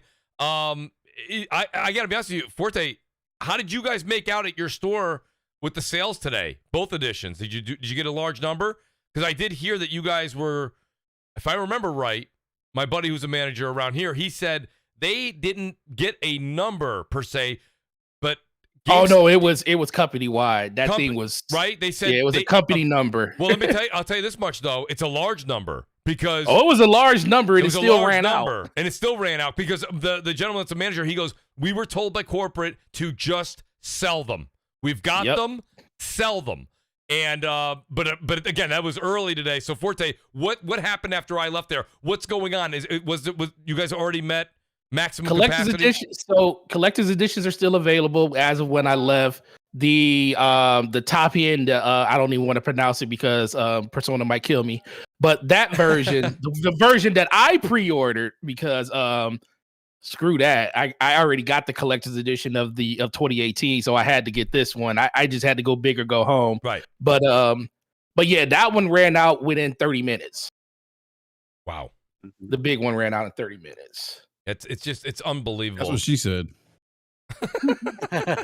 Sorry, I couldn't resist. I'm sorry. That was well placed, Brett. That was well placed. Thank you. Brad is a master at that. But Brad, that kind of goes back to what you said. How like we have these debates in the Twitter bubble, like constantly about people paying for games, or what's the real deal? What's the better value? What's the better deal? And you get tangible evidence when these things hit, how they sell out. I mean, people like Wario went crazy this morning posting. We did. Look, this is the thing I think people need to understand, because I was talking about this on my show on Monday. In Twitter, there's only about 336 million monthly active users. Mm-hmm. In the world, there's 7+ billion people. Yep. We can't keep, and this is where I think a lot of things get misconstrued. A lot of people are trying to push their ideologies onto how the world thinks because of how a lot of people of Twitter are agreeing with them. And I'm like, no, in the real world, this is how we would determine if things work or not. Facts, data, and statistics. Not how you feel, not what you think, not what's morally correct. The facts, data, and statistics. Right. And the facts, data, and statistics are telling us that $70 games, $200 collector's editions, $260 collector's editions, people are going to buy the things that they want. This is why Chanel's still in business. This is why Gucci's still in the business. This is why all these designer clothing lines and sneakers, Jordans and all. This is why all this stuff is still in the business, because why people buy BMWs. If people in the world truly thought how Twitter people are pushing their ideologies on, a large portion of these companies would have gone bankrupt a long time ago. I'm glad you said that. Well, Brap, go ahead. This is what you always speak to, Brap, right? Well, the thing here's the thing, Persona. I mean, let's just keep it a buck here. Like Sony wasn't the first to set the market like at $70. They weren't. No, it was actually 2K. 2K July 2020 comes out and says our next gen, because at the time next gen was coming, current gen now, but next gen games $70. A month later, Activision next gen games $70. Activision is going to be charging $70 even after Microsoft buys them. And then after that, September, Sony says, "Oh, our AAA games $70." Here's why. They went to a little more of a reason why they compared to 2K and Activision, why they feel like their games are worth $70. But look, here's the thing. These companies make these decisions based off data points, not feelings, like Persona said. And look, we had a previous generation. You go back to 2005. We knew games back then we're gonna see a $10 increase from $50 to $60. And guess what happened? The market accepted that $10 increase. Yep. What do they do this time? $10 increase. The market accepted. The market has. Here's the thing. The market has spoken. $70 games are here to stay. And look, I'm not going to be great. If $70, if you're like, you know what, I don't want to pay $70 at launch, that is fine. Like, I'm not going to begrudge anyone. But wait for a sale. Yeah, exactly. Wait for the sale. Enrique, the thing is, though, I don't mean to cut you off. When people do that, it's like sort of saying like they think that you're defending corporations. You're like, I'm not defending a corporation. Nobody wants to pay more for anything. No, that's nobody willingly wants to pay more for anything. But it's just you understand how the world kind of works. And you, as a consumer, all you can do is say, I don't agree with this. I don't rock with this. I'm not doing it. I just now but the thing is, but you need a lot of others to feel the same way to do it. And obviously, like what Persona was just saying about goods and services and how that works, the world doesn't feel that way. But think about this for a second. But this is the only. I feel like this is the only consumer product where people do these mental gymnastics. No one's doing this over fucking milk. No one's doing this over eggs. No one's doing this over. Enrique, nobody's doing this over Microsoft. Wait. Nobody's doing this over Microsoft products. Don't get it twisted. What happened when they released that Halo Master Chief Xbox Series X? Gone. It sold out. Right. Yeah. Why? Because people are fans of that. So that's what. How much was that? How much was that console? $600, like I think $500 or $600. It was $500. Did anybody have a problem dropping on that? I'm talking about people who already bought Series X's and everything. Did they have a problem buying that? No, they didn't. Not at all. So why do these dudes feel like they're exempt from it? Because here's the thing: it's easy to sit back and say, I'm not doing that. I'm not doing that. When the company that you're capping for and that you say that you're the fan of has nothing tangible to put in a box to sell you a collector's edition of. Right. You know what's so weird though? Right, Mooch? I'm saying I agree 100%. Let's see what happens. Let's see what happens when the year finally comes, because we keep kicking the can down the road and saying, hey, this year is going to be the year. When that year finally comes and these studios maybe start delivering and you feel a fan way about it and they can start pushing a collector's edition on you or saying, hey, well, this game might be 70 now. Let's see how you feel then. It's easy to sit back and throw a rock when you don't have the thing to say. That's the thing. This $70 debate's been going on and on, right? But it's because the reason we don't have anything contrary to this discussion is Microsoft hasn't put out a game that's Xbox Series X only yet, right? They haven't had a next-gen game only yet. But Mooch, you know why this conversation is not this this particular conversation, but I'm just meaning the $7 argument. You know why the $7 argument is so hypocritical? What's It's that? because a lot of people in this community are for the devs, right? We don't want devs crunching. We don't want devs overworked. We want devs, which I stand with that wholeheartedly. Right. You know, I want devs fairly compensated. I want devs to be able to see their families and not have to, do slave time and all this crazy shit, right? I'm with people who feel that way.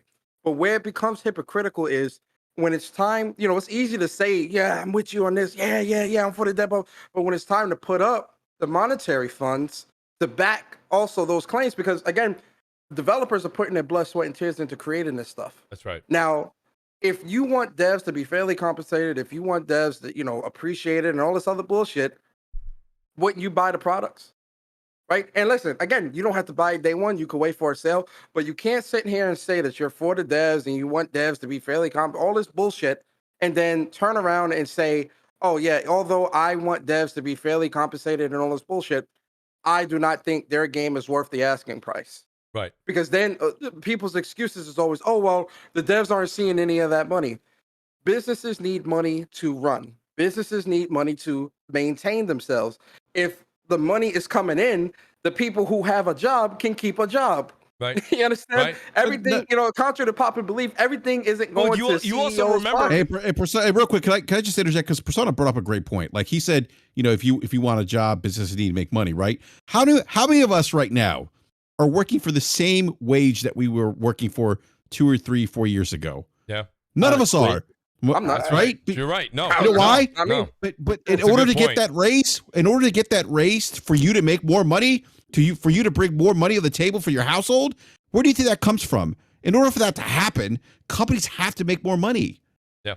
Like this isn't like rocket science. And again, like somebody in the live chat saying, oh, well, $70 games, these games have microtransactions released broken. Well, not every game has microtransactions, and not every game releases broken. And if a game releases broken, guess what? Don't buy it. We do this with every other consumer product. Whose fault is it that the game's released broken? Whose fault is it the game's released broken? Because when they release broken, and people, what do? They cap for the company, for the plat. Oh, well, that's fine. All games release broken.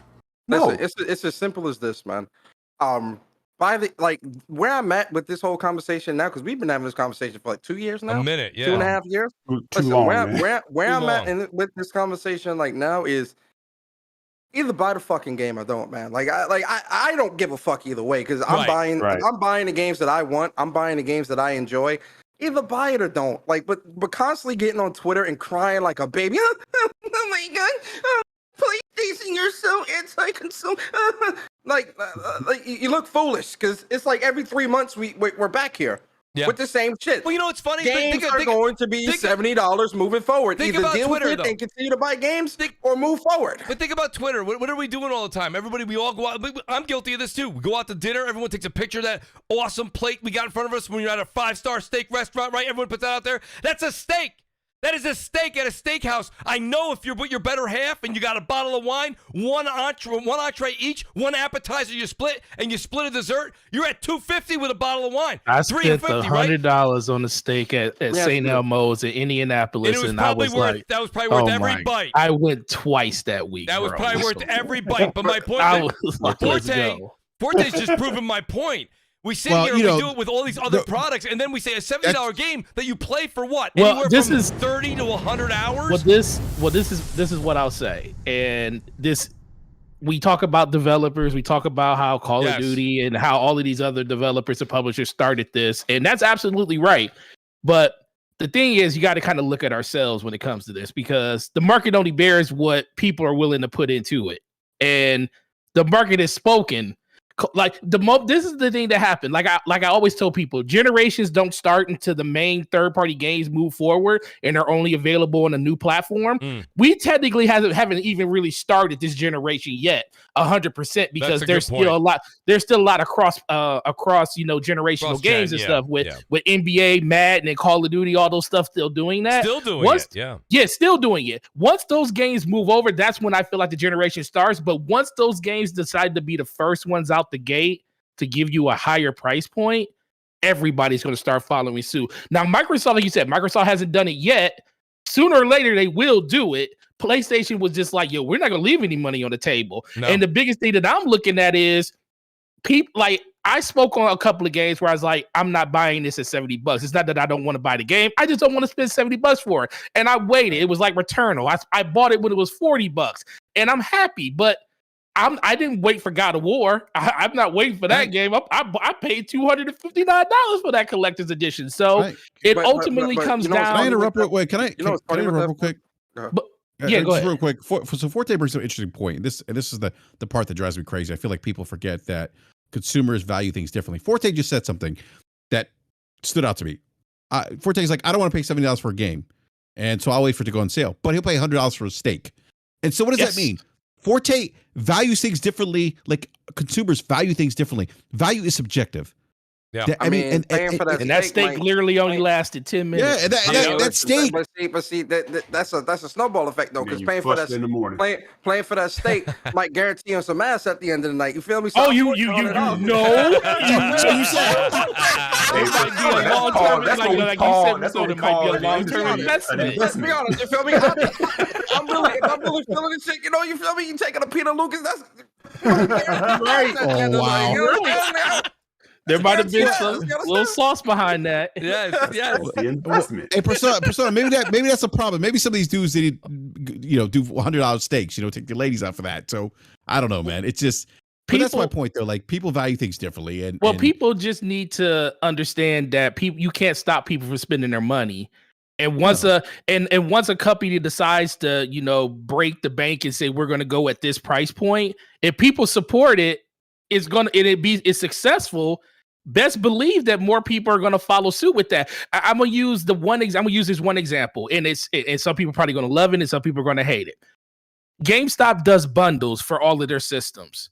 Now, if anybody's noticed, if you walk into a GameStop now and try to buy an Xbox Series X, they don't even do them in bundles anymore.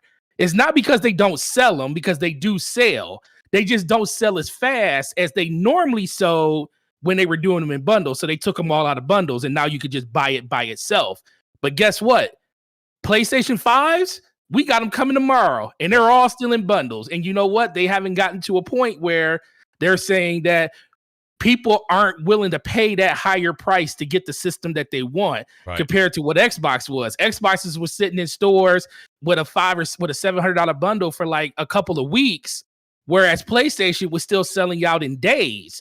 So that's why I always tell people, people can say, well, when the bundle is going to end? I was like, when people stop buying them. That's right. If people don't spend $700 for a bundle, then GameStop won't sell them in the bundle no more. But as long as people are doing that, it's going to keep happening. Forte, I hope you're not working tomorrow, because I know tomorrow the entire GameStop community is getting PS5 bundles, I think, tomorrow. Oh, yeah, I'm working tomorrow. They made sure I work tomorrow for that. Yeah, I was going to say, my buddy, he's like, I got to be here all day tomorrow for the PlayStation. He goes, God of War today, then PlayStation 5. And he goes, they gave my buddy who's working, he goes, gave him a vacation. He's like, how dare they? Right.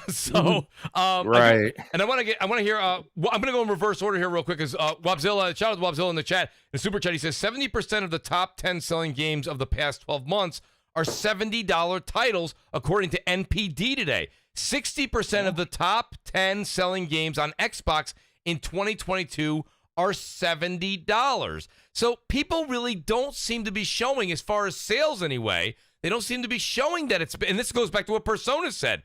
You're going by the percentage of people on Twitter, which, by the way, Persona gave the large number of people actively on Twitter, not the gaming community part. That number is probably even much, much smaller. So the point of the matter is that people are out there, people are buying it.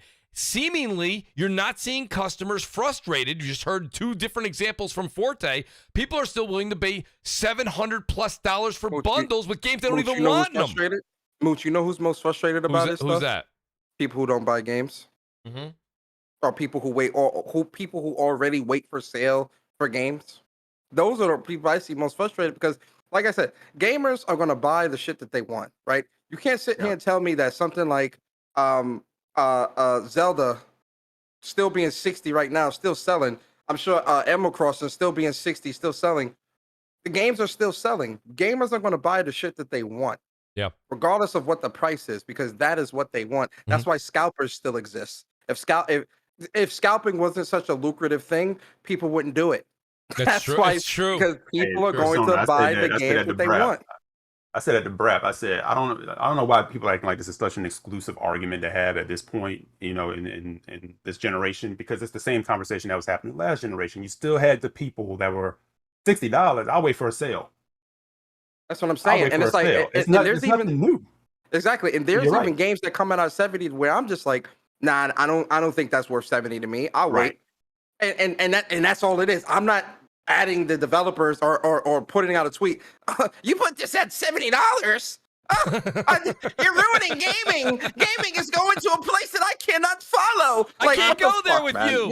Yeah, it's like what the fuck, you know what? man? But you know what though, Persona? Like people need to realize that you're not entitled to developers making AAA games afforded to you. Just like you're not entitled to LG giving you an OLED TV below $2,000. Like there's certainly like a level of entitlement. But can we? People need to, but Persona, people need. What does Jay Barry say? What does Jay Barry always say? Gaming is what?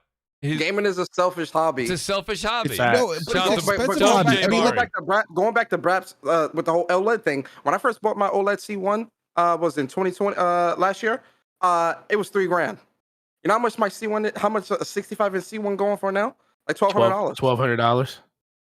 I just shout out to the fool for buying it when I did. Shout out to the 55. You wanted it. You wanted it. Exactly. Yeah. Right. Exactly. Shout out to the 55 inch I bought for $1,000 not too long but ago. Here's the thing: like people, like I see some people in live chat talking about, oh, well, $60 increase was acceptable because we didn't have MTX. Well, here's the thing: what people don't realize about microtransactions and other forms of monetization. This happened because look, only 5% of all games are profitable, and developers, in order to keep their doors open and fund other projects, they had to figure out other ways to monetize. This is gaming is a business, people. Yep. This happens in every other kind of consumer product. When companies can't make money, when there's high risk, high reward, they figure out other ways how to monetize. This isn't a new concept, and people act like gaming like somehow it's immune to these concepts of capitalism and consumer behavior. It's maddening. It's like, look, again, you want to talk about expensive? In 1988, games were $50. That's the equivalent to $126 today. Think about that for a second. It's insane. People talk about, I don't want the $10 increase for to $70. Oh my God, that's crazy. Well, think about this. We didn't have an increase in gaming for 14 years. You know what increased? The cost of development, the cost of human capital. Again, it goes back to my earlier point. No one is working for the same amount of money that they were 2 or 3 years ago. And if you are, then you're doing it wrong. But in order for companies to be competitive in the labor market, to get those top tier developers, they have to pay for that. That stuff costs money. And in order to pay for that, you have to increase revenue coming in, profitability, things like that. Mm-hmm. So that's my rant. Go ahead, Mooch. I'm sorry, man. That's Forte, did you want to add something? Because I want to get Crap's take on this. No, the last thing I'll say on it is, I'm just going to give the harsh reality to this. We don't matter when it comes to that, with what we're talking about here. 100%. We don't matter. That's what Persona was saying with his numbers. I watch people, I literally watch people walk into a store, and maybe 1 out of every 1,000 people, like, when the games become $70. One out of probably 1,000 people just come in there and they pay their game off.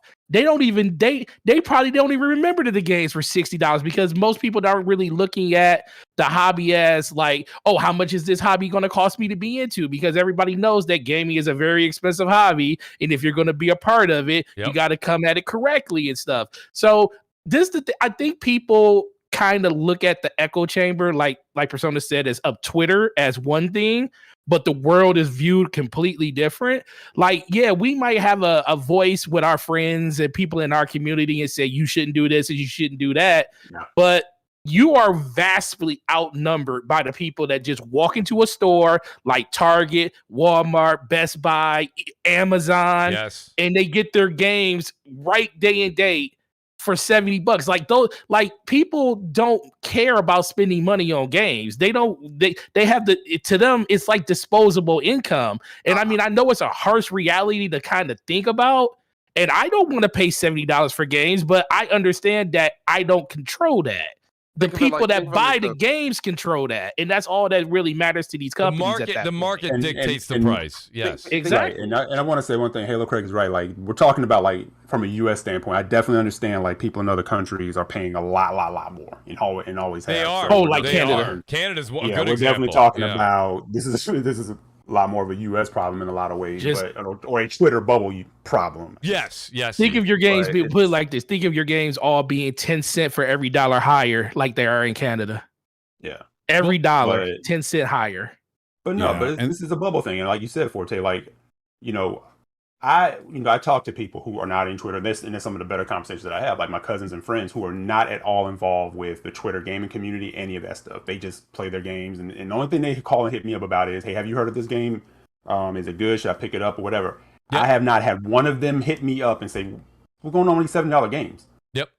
My friends that you would call my friends that you would call in air quotes casual gamers, they buy NBA 2K and Call of Duty. Period. Mm-hmm. They didn't even flinch at the 70. Not Didn't because flinch of, not once. because of Didn't flinch anything once. or their financial capabilities at all. Take that out of the equation. They legitimately didn't even, like Forte said, they just went and bought it. None of them were like, oh man, I'm not buying this. This went up $10. No one said anything, and I didn't bring it up. I mean, what am I going to say? It's not my game. So Well, I'm it's just like think about games like a couple of games that we know, like Persona. I know you know because of Call of Duty and stuff. When Call of Duty stopped doing they stopped doing the high, like the hardened editions or the veteran editions that came with the season pass and everything. When they stopped doing that, a lot of people were like, "What are you doing? You're throwing money away." Because those versions of the games on launch sold almost more than the regular version copy of the game. Like more people pre-ordered the higher end version than anything else. It was the same thing with think about the NBA 2Ks. More people splurged for the $100 version than the regular version. Now, of course, the regular version catches up over the course of the holiday because people are buying just the normal game for gifts and stuff. Right. But when it comes to the initial sale, there are more people. I cannot believe there were years where I would have for NBA or Call of Duty, I would be 4 games to 1 for the highest tier versus the lowest tier. Because people wanted all the stuff up front because they were that invested in the game. And at that point, you're looking like these companies are on to something. So why are they going to stop doing that, especially if they know they can get away because people keep paying for it? Right. Shout out to Babor Contra. He says they have to change. I'm going back a bit here, guys. I apologize. I want to get these super chats. Babor, the great Babor is here. He says they have to change strategy after IGN 3 years Elden Ring chill. We're talking about game of the year here for a second when we were bringing that up. I looked all the way back. When they marked the hell out of the game, it's unprofessional. Shout out to Babor. Tactical Gamer also coming back with a great point when I said I didn't know what to do with the God of War map that would come on the cloth. Tactical says, Mooch, take the map to Hobby Lobby and frame it. Shout out to Tactical. That's what I'm doing. That's a really good idea, by the way. I wish That's exactly what I'm doing. I wish we talked about this earlier. I might have changed my mind. Your boy Roy comes. He says, if God of War delivers the first one, I believe that it will be a better quality than Elden Ring. But Elden Ring will take Game of the Year due to popularity. You know the Elden Ring shill's they gonna make sure that Elden Ring already Yeah. sitting at the table. wrap man. already. the shill's gonna make sure that game win, bro. Yeah, I You- think when you Elden got Ring's shit that, like yeah. bugginess and all this crazy, bro. Just look at Cyberpunk, man. Right. And that's the game they couldn't wait for, and they love CD Projekt Red. Yeah, They love from software. It's not the I same. will- That's not the same. I That's will- not the same though. I will say this what though. I'm saying is Elden Ring had a lot, in terms of what people would take points off for any other game. Elden Ring had frame rate issues. It had, graphically it wasn't next gen looking or great looking. Right. But that's and a bunch but of that's other never been. issues, and But that's But I will Go say ahead. this: as But much hold as on, I say- agree, Hold on, bro. Say what you gonna say. I know what you're gonna say. Say it. Say all it. right, no, I was gonna say, but again, these. No, I was Say it. saying No, like no, you no, talk about say like what you say. but you say about graphics and the bugs. Yeah, but Uh-huh. again, those things exist on a spectrum, and they didn't take Oh, you away know from you're the talking overall to an Elden Ring experience. stan, right? You cleaned it up. You cleaned it up. Pretty much, you was gonna say Elden Ring. Souls games aren't known for graphics. That's what they all. Well, no, No, well, but they're not though. But the reality is they're not. They're not. well, if we break this down you to got the it. literal, if we break this down to the literal term, the reason I think Elden Ring, and I do agree with what you were saying, Persona, and it's more than likely going to play out that way. But Elden Ring introduced people to a game that they had no business even thinking they would. Thank you, play. Forte. That's why I think it's going to win And God I of the think that's the difference. Like that. Yeah. The fact that I was asking people every time they bought it, like, when made you buy this game? oh, one of my friends told me I needed to buy it. And then people would come back and say, man, I really, really enjoyed it. I said, was this your first one?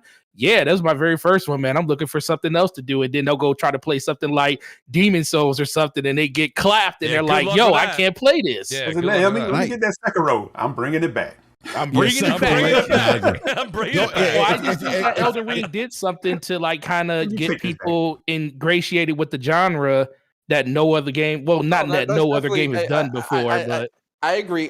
Forte. FOMO and by the way, Elden Ring has frame rate issues on PC. By the way, I just want to. Of course it does. Go ahead. I agree with you, Forte. You know, FOMO definitely set in for a lot of people, and that's why. Oh, it did definitely. So I agree, but and I can't really, as great as God of War Ragnarok looks, I still need to play it. Right. Absolutely. That's right. Ask me on November. And we might be different after that. Yeah, ask me on November. You know, around Thanksgiving time. You know, so how was God of War? I'm pretty sure I'm still gonna say it's amazing, but it could.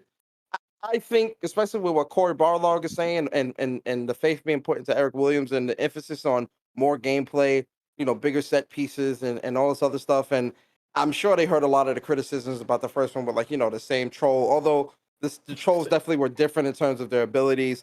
I guess the same archetype or whatever the case may be. Yeah. Those issues and whatnot. I'm sure they took those things to heart and into consideration, because look, and reason why I'm so confident is because look at Horizon Forbidden West compared to Horizon Zero Dawn in terms of the issues, which was the facial animations, graphics, all this other stuff.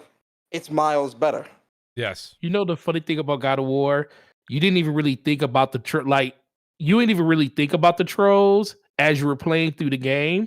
But when you were giving your opinion of the game after you finished it, that was the first thing that always popped up. It was like the same. You had like a lot of the same mini bosses, but when you were playing it, oh shoot, let's go, let's do this again. You was just super excited just to keep playing.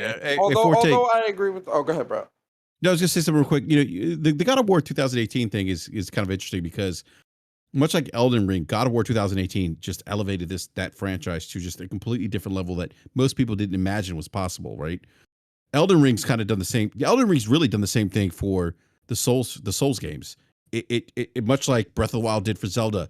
It took that concept of Souls, Sekiro, Bloodborne, those games which really weren't inviting to people, to just another level. And when I first saw Elden Ring, I was like, open world, I don't know how this is gonna work. I was skeptical, and despite some of the issues, the game, it does have issues.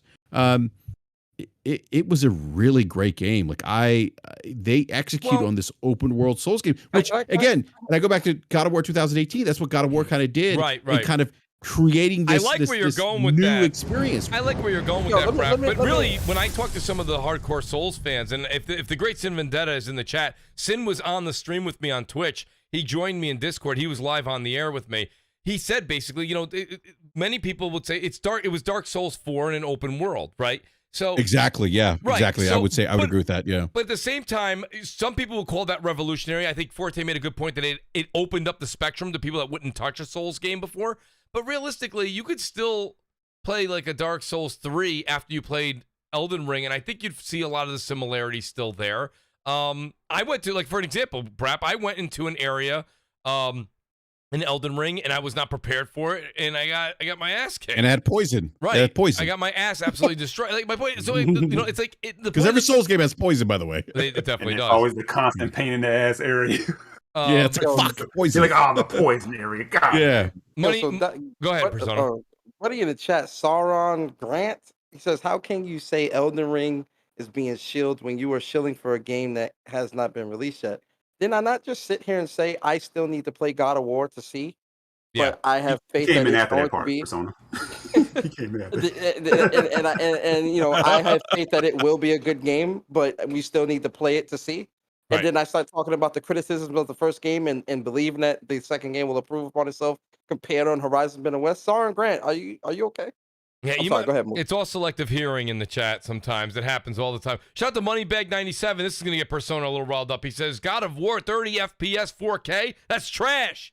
So there also is a dynamic 4K at 60 frames. So wait, does someone pay money for that to say that? yes. Oh, God bless that person. Yes. Shout out to Moneybags97. The great Jay Barry stuff. He says, who's yelling? That's a great question, Jay. On this panel, I think we're all getting our yells in tonight. Shout out to the great Jay Bari.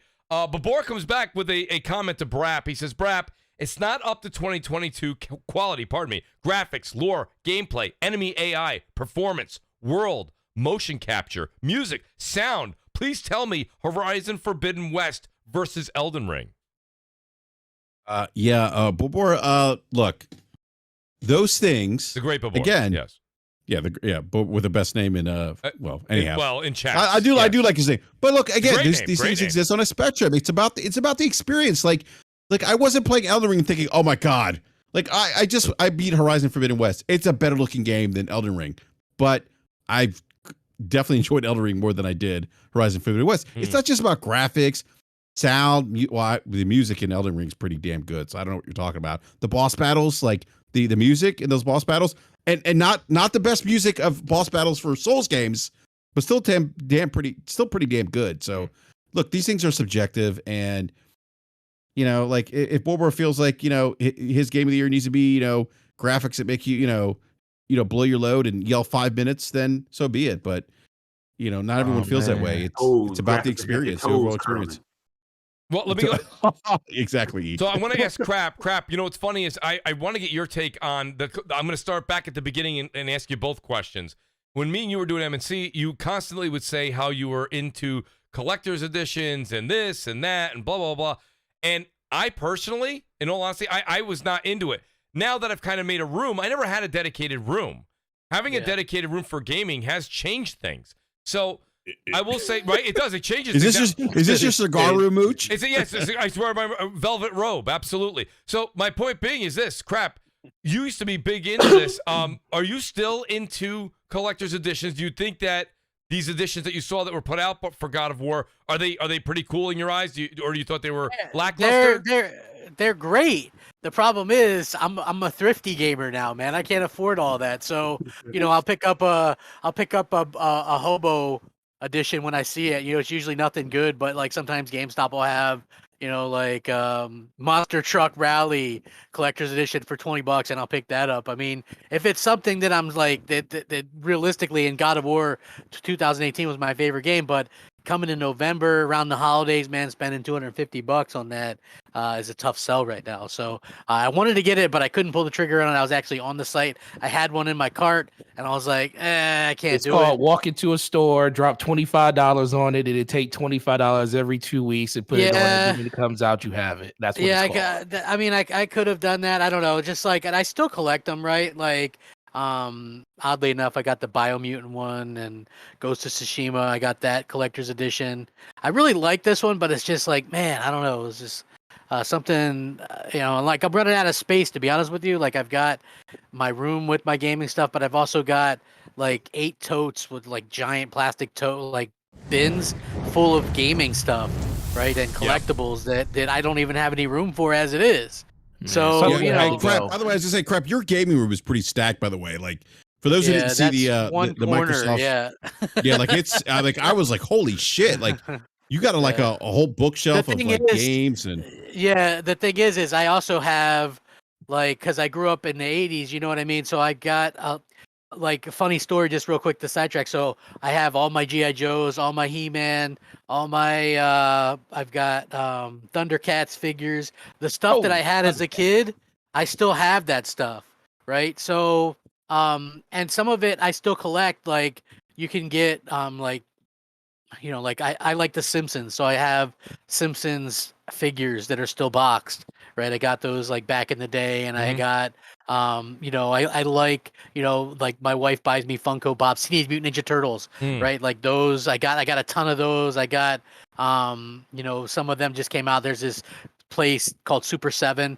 They make they live off nostalgia really, but they create new versions of figures like He-Man and Turtles and stuff, and they're about $75 a piece. But I've collected those in the past, and so I've got like literally bins of these things too, and I don't have any place to display them as it is. So it's kind of weird to keep adding on to it because I don't really have the room to do that anymore. You know what I mean? It's like I want, like the other day I saw the Simpsons 1-Up Arcade in Walmart for $199. That thing was just launched at like $599, right? I would love to get this machine. I love that Simpsons game, right? Yes. I have no place to put it, literally. Like, no, I'm like, where the hell could I put it? I have no place to put it. It's like, I want to get it, but no place to put it whatsoever. And it's, it's unfortunate, because I run out of room. Yeah. So Yeah. I think that edition looks awesome.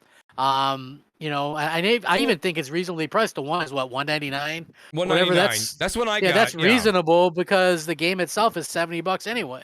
So that's a good point. I mean, so it's very what's your reasonable. take? So what's your take on the second part of that question? What we've been talking about for the last 30 minutes. I mean, where are you on the? And after this, I'm going to segue into another. It's part of the $70 discussion, but it leans a little bit over towards the PlayStation question. But crap, where are you with the $70 games? Do you?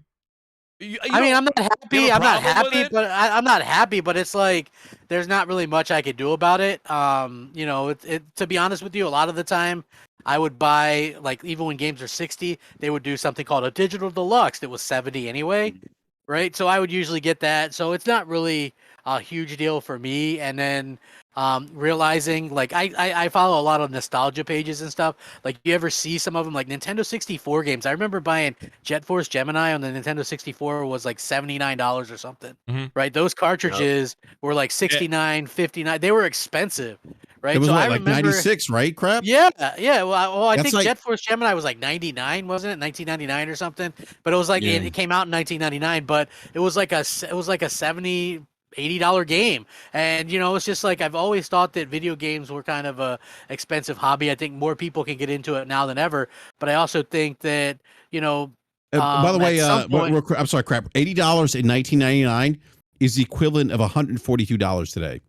Yeah, I mean it's crazy, and it's like we have way more avenues to play games through services and stuff if you can't afford all the new stuff, or wait for sales if you have to. But I personally like seeing developers, they probably, I think you can't keep, the cost of games is increasing, making them, you can't just keep the same price, I don't think. So I do agree, because I think I remember it was the old Sony boss who said he likes the Miles Morales type of games where they're like the intermediate. I like those types, right? The $50 games that are like 12, 14 hours. I really like Miles Morales. I enjoyed Ratchet and Clank, even though that was a full price $70 game. I really enjoy those games that are like under $20 or under 20 hours. Yeah. So, I mean, that's for me. Certain games, like Mass Effect, I'll play that for 40, 50 hours. But for a lot of these games, I like the fact that they're, 15, 20 hours or whatever. So I really enjoy that. But I think it's up to each individual, speak with your wallet. If you gotta, if you're on a budget, then buy them around the holidays. You can probably get a pretty good deal on them. A lot of games, except for Nintendo games, really, drop in price pretty fast. Like if you wanted Ghostwire Tokyo, you get it for like $20 already. I've seen it like go on sale for $20 or whatever. So yeah, I mean, listen, you can wait, you can, like, however you want to do it. I'm cool with it, but speak with your wallet or whatever. But do I personally, am I outraged at $70? No, I've never been. I feel like the quality is up there, and I think that it's again, like, to go to the movies, Mooch and everybody, it costs for a family, costs hundreds of dollars for easily. a 2-hour movie. Yeah, IMAX, four people. You know how much and crap, and there's no guarantee that you're gonna like it. Exactly. That movie sucked. And guess what? You'll do it again the next week. Yeah, exactly, man. Like, that's what happened with me in The Last Jedi. I was like, listen, man, I love Star Wars. And I saw that movie. I almost walked out of that movie. I was like, this is crazy. But yeah, hey, anyway, crap, go ahead. Real quick, crap. You brought up the movies and, like, seeing, paying like say like $15 to go see like the new Thor movie. It's like a 2-hour experience, right? Yeah. And let's say, like, like I bought Horizon Forbidden West for $70 and I put in 30 hours. Yeah. I mean, you think about that $70 investment for 35 hours of entertainment. Yeah. And that's not if you don't play it again. I mean, a lot of people, plus DLC. A lot of us on the panel, I said this years ago, I haven't brought this up in a long time, but everybody that does YouTube, for the most part, we're all buying every game when it comes out, or a lot of them. I'm not saying you're buying every game, but buying all of them, right? Because we're like, I got to play it, I got to talk about it, I need to know about it. But my point is, a lot of people will buy Horizon Forbidden West, and they'll play it 2, 3 times. So for their $70, they're getting almost 100 But hours of entertainment. That's my point. Like, no That's one's some shouting at the people, mountain. Some people. But that's my point. No one's shouting at the mountaintops like, oh my God, I can't believe that, AMC's charging $15 for a 2-hour experience. Or the popcorn that used to be $2.50, which hasn't changed, still the same popcorn, is now $4 more. Yep. And if you want butter, you gotta add 50 cents to it. Like that's what I'm saying. Like, no one's now we got 4D Max and we got VIP rooms, we got all kind of stuff. Yeah, absolutely. We got the champagne room now. And I told you this, Enrique, like Tuesday nights at AM's at Regal, they do $5 movies, right? Mm-hmm. Except for in the summer, they raise it by $1.50. Why? Because that's peak time. People are home. Yeah. Some kids are on vacation, so they'll raise it for the summer, and then they'll drop back down to $5, like in the fall and spring. Right. But maybe I'm missing it. I didn't see a forum or Twitter post. I mean, look, it's interesting because there are other avenues, right? Like Sony seems to be adding their first party stuff a year after to their PlayStation Plus, right? And then Microsoft is doing it. So there's other avenues you could take. So I don't really feel that the complaining over that I don't understand, to be honest with you. I mean, for me, I complain for a day because that's my new thing. I'll complain about something for a day and then I'll move on. Like the Last of Us thing, I said my piece about it. $70 for a remake of a remaster. That's how I feel about it. But I don't plan to buy it. So I kind of shut up about it after that. But it's really up to the people, whatever they find value in. Like I said, going to the movies costs $250 for the family. So buying a movie or a game that I'm gonna play for 20-30 hours is a no-brainer for $70. Can I say something that's going to be a bit controversial? Go ahead. And this chat might hate me after this Mooch, so get prepared. Everybody put your seatbelt on. Here we go. Persona. I play on everything. Gaming. So rent or mortgage, right? For those who have that, light bill, electric, phone bill, all that stuff. When those bills go up in price, I think complaining is valid because those are a necessity and those are things that you need to good point. function in an everyday life.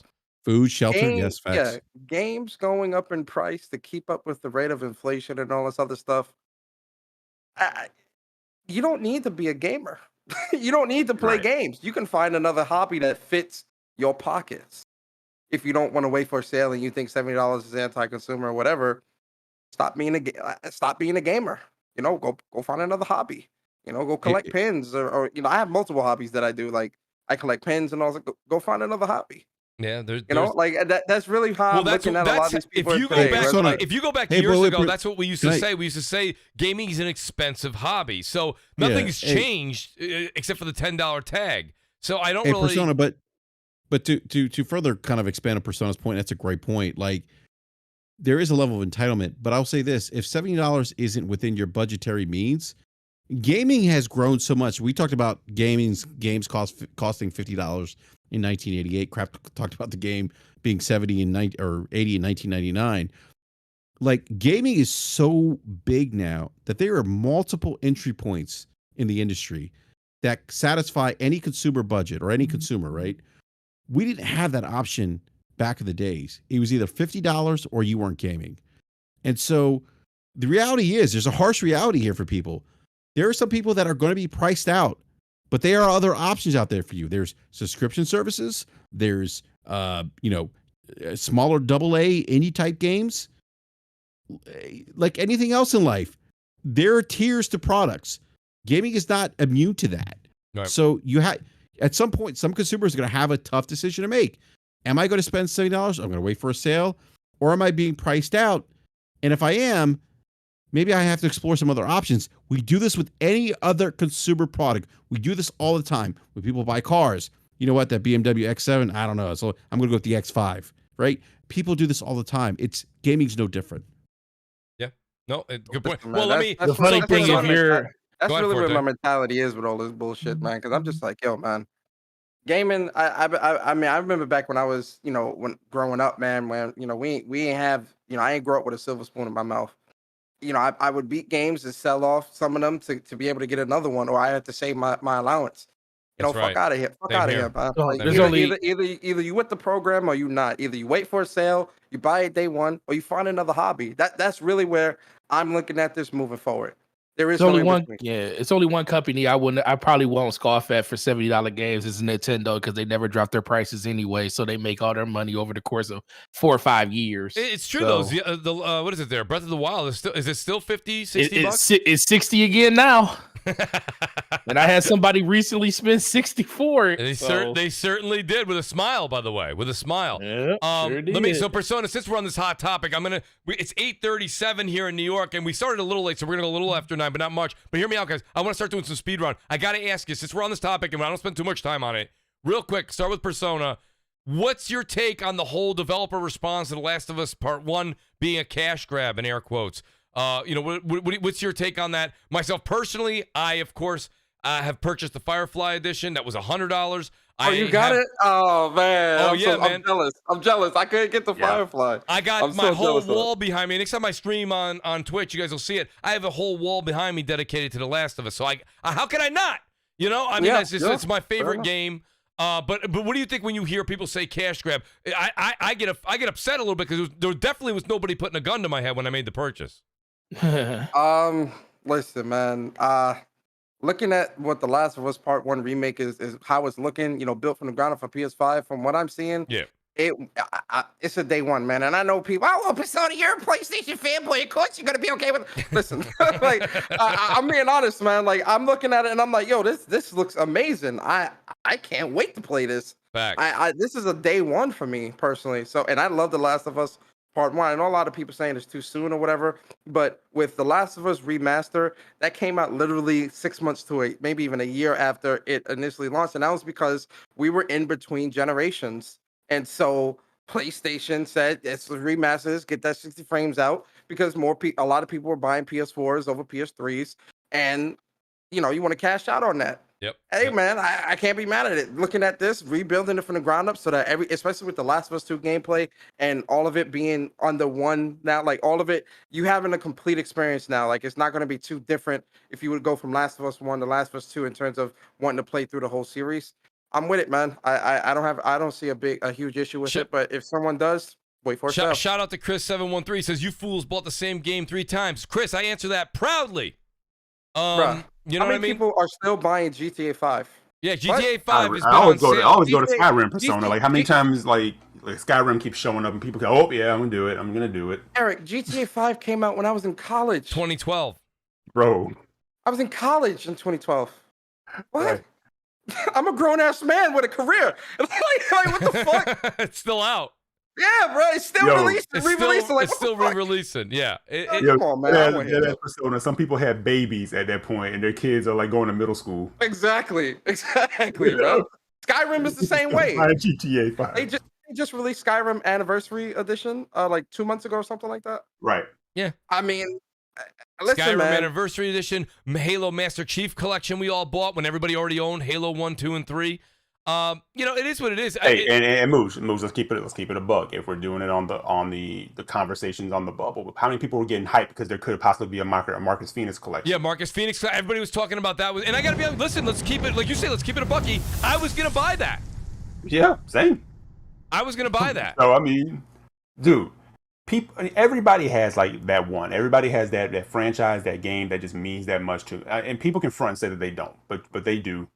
And they have that thing that speaks to them. And don't get it twisted. Companies understand 100% nostalgia is a hell of a drug and it sells. Facts. It's an easy, low-hanging fruit to go to.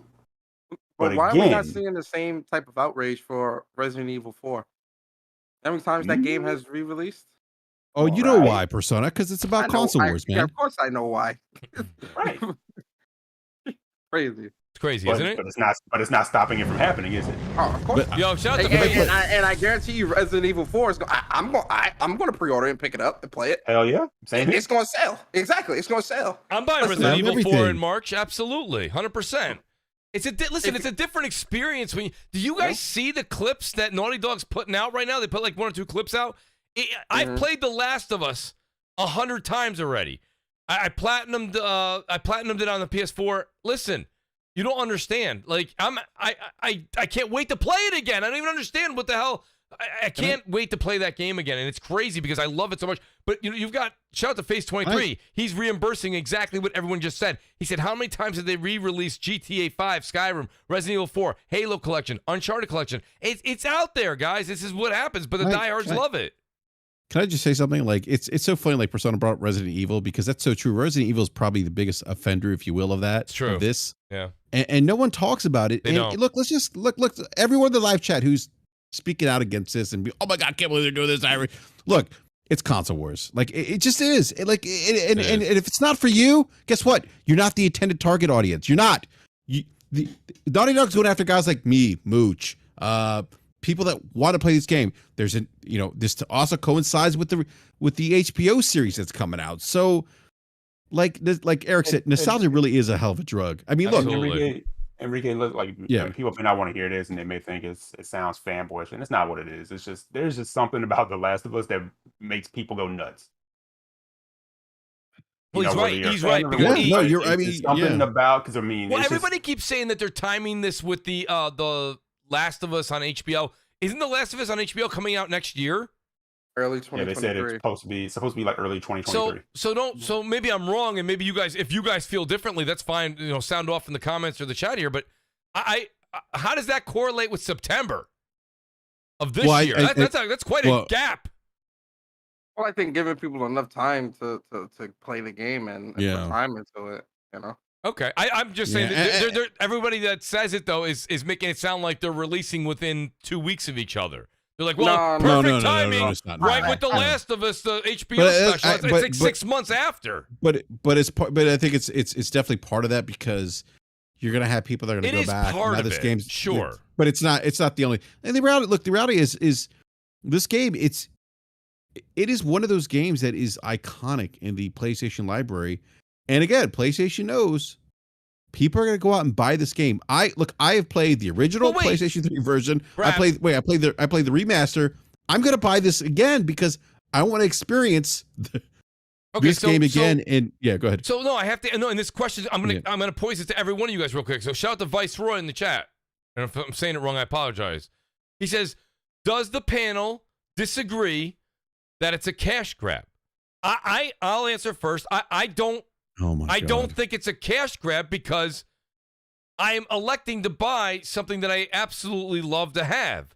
I mean, this is what Mooch. Can I? I'm sorry. Can I just say something real quick? Why is this even a question? Of course, it's a cash grab. It's a for-profit company that's making this game. Well, when Nike releases the Jordans from 1987 again, they re-release them. Of course, it's a cash grab. These are for-profit companies. Everything's a cash grab. McDonald's sells you a Big Mac. It's a cash grab. Right. So what are we doing here? Does it change the fact that people want it? Right. Thank you. No, it doesn't. I want it. So it doesn't change. No, exactly. But it doesn't change the fact that look what happened to that Firefly edition. I know part of that was like probably scalpers jumping on it too but again, people understand nostalgia. So they understand people will pay that premium to get that. Every consumer product is a cash grab. Why are we everything is then? Like seriously, if you guys are so against cash grabs, don't fucking buy anything ever again. Demand free shit. Seriously, go to 7-Eleven, you buy a Slurpee, be like, you know what? I'm not paying for this. It's cash grab. It's a cash grab. I'm not doing it. I wasn't that thirsty. I will say this. I think if PlayStation didn't release this, I wouldn't lose sleep over it. Like I don't think we need a Last of Us 1 remake, right? But I'll buy that. I'll buy into that. Yeah. I will absolutely welcome it because having that Last of Us 2 gameplay mechanics incorporated into the Last of Us 1 with that story and all that, I absolutely would love to replay Last of Us 1 with Last of Us 2 mechanics. So that's why I think for me personally, it's worth it. Plus, I love the Last of Us series. Like I think it's one of my favorite series of all time. It's definitely in that top 10. So for me personally, is it a cash grab? I'll give you that. Yeah. It is, but it's a cash grab that people are definitely going to buy into, because if they weren't, they wouldn't have did it. Yeah, exactly, I guess I'll buy into that. The only reason I answered with no is just I truly desire to play the game again, and I want to play it like you said with the Last of Us 2 graphics engine, and I don't know. I also like having I like everything zombies. You guys know that. You guys have been following me for a long time. If it's zombies or it's post-apocalyptic, because It's not zombies necessarily in The Last of Us. But, if it's post-apocalyptic, I really, really love it. I've actually recently gotten the Steam Deck, and there's a couple of these, like, they're just PC games only. They're like $5, $6, $7, but they're these zombie survival games, and I'm picking them up, and I'm gonna start playing them. It's kind of like State of Decay-esque, but it's a much more simplistic version of it. But I like that, man. I really, really do. So I don't know. I guess.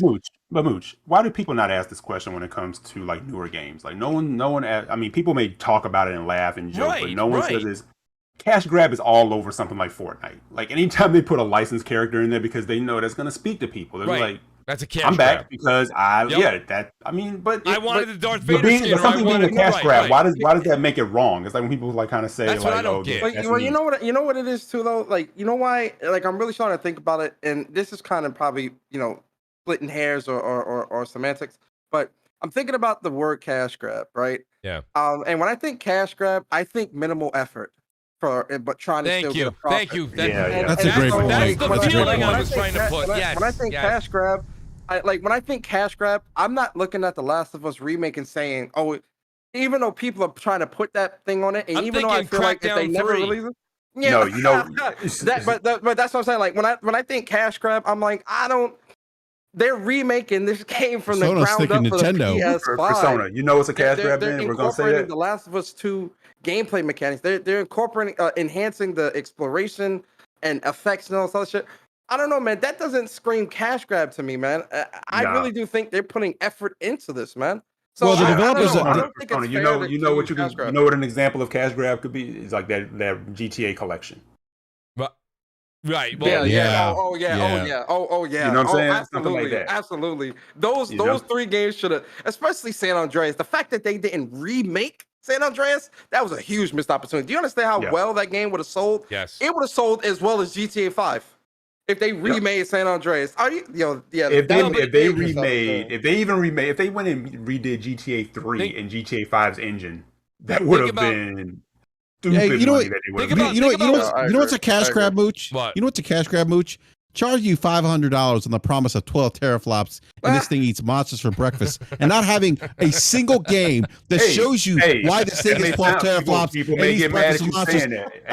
Hey, Brad. People may get mad. That's a fucking cash grab. And by the way, and not having a release for a year.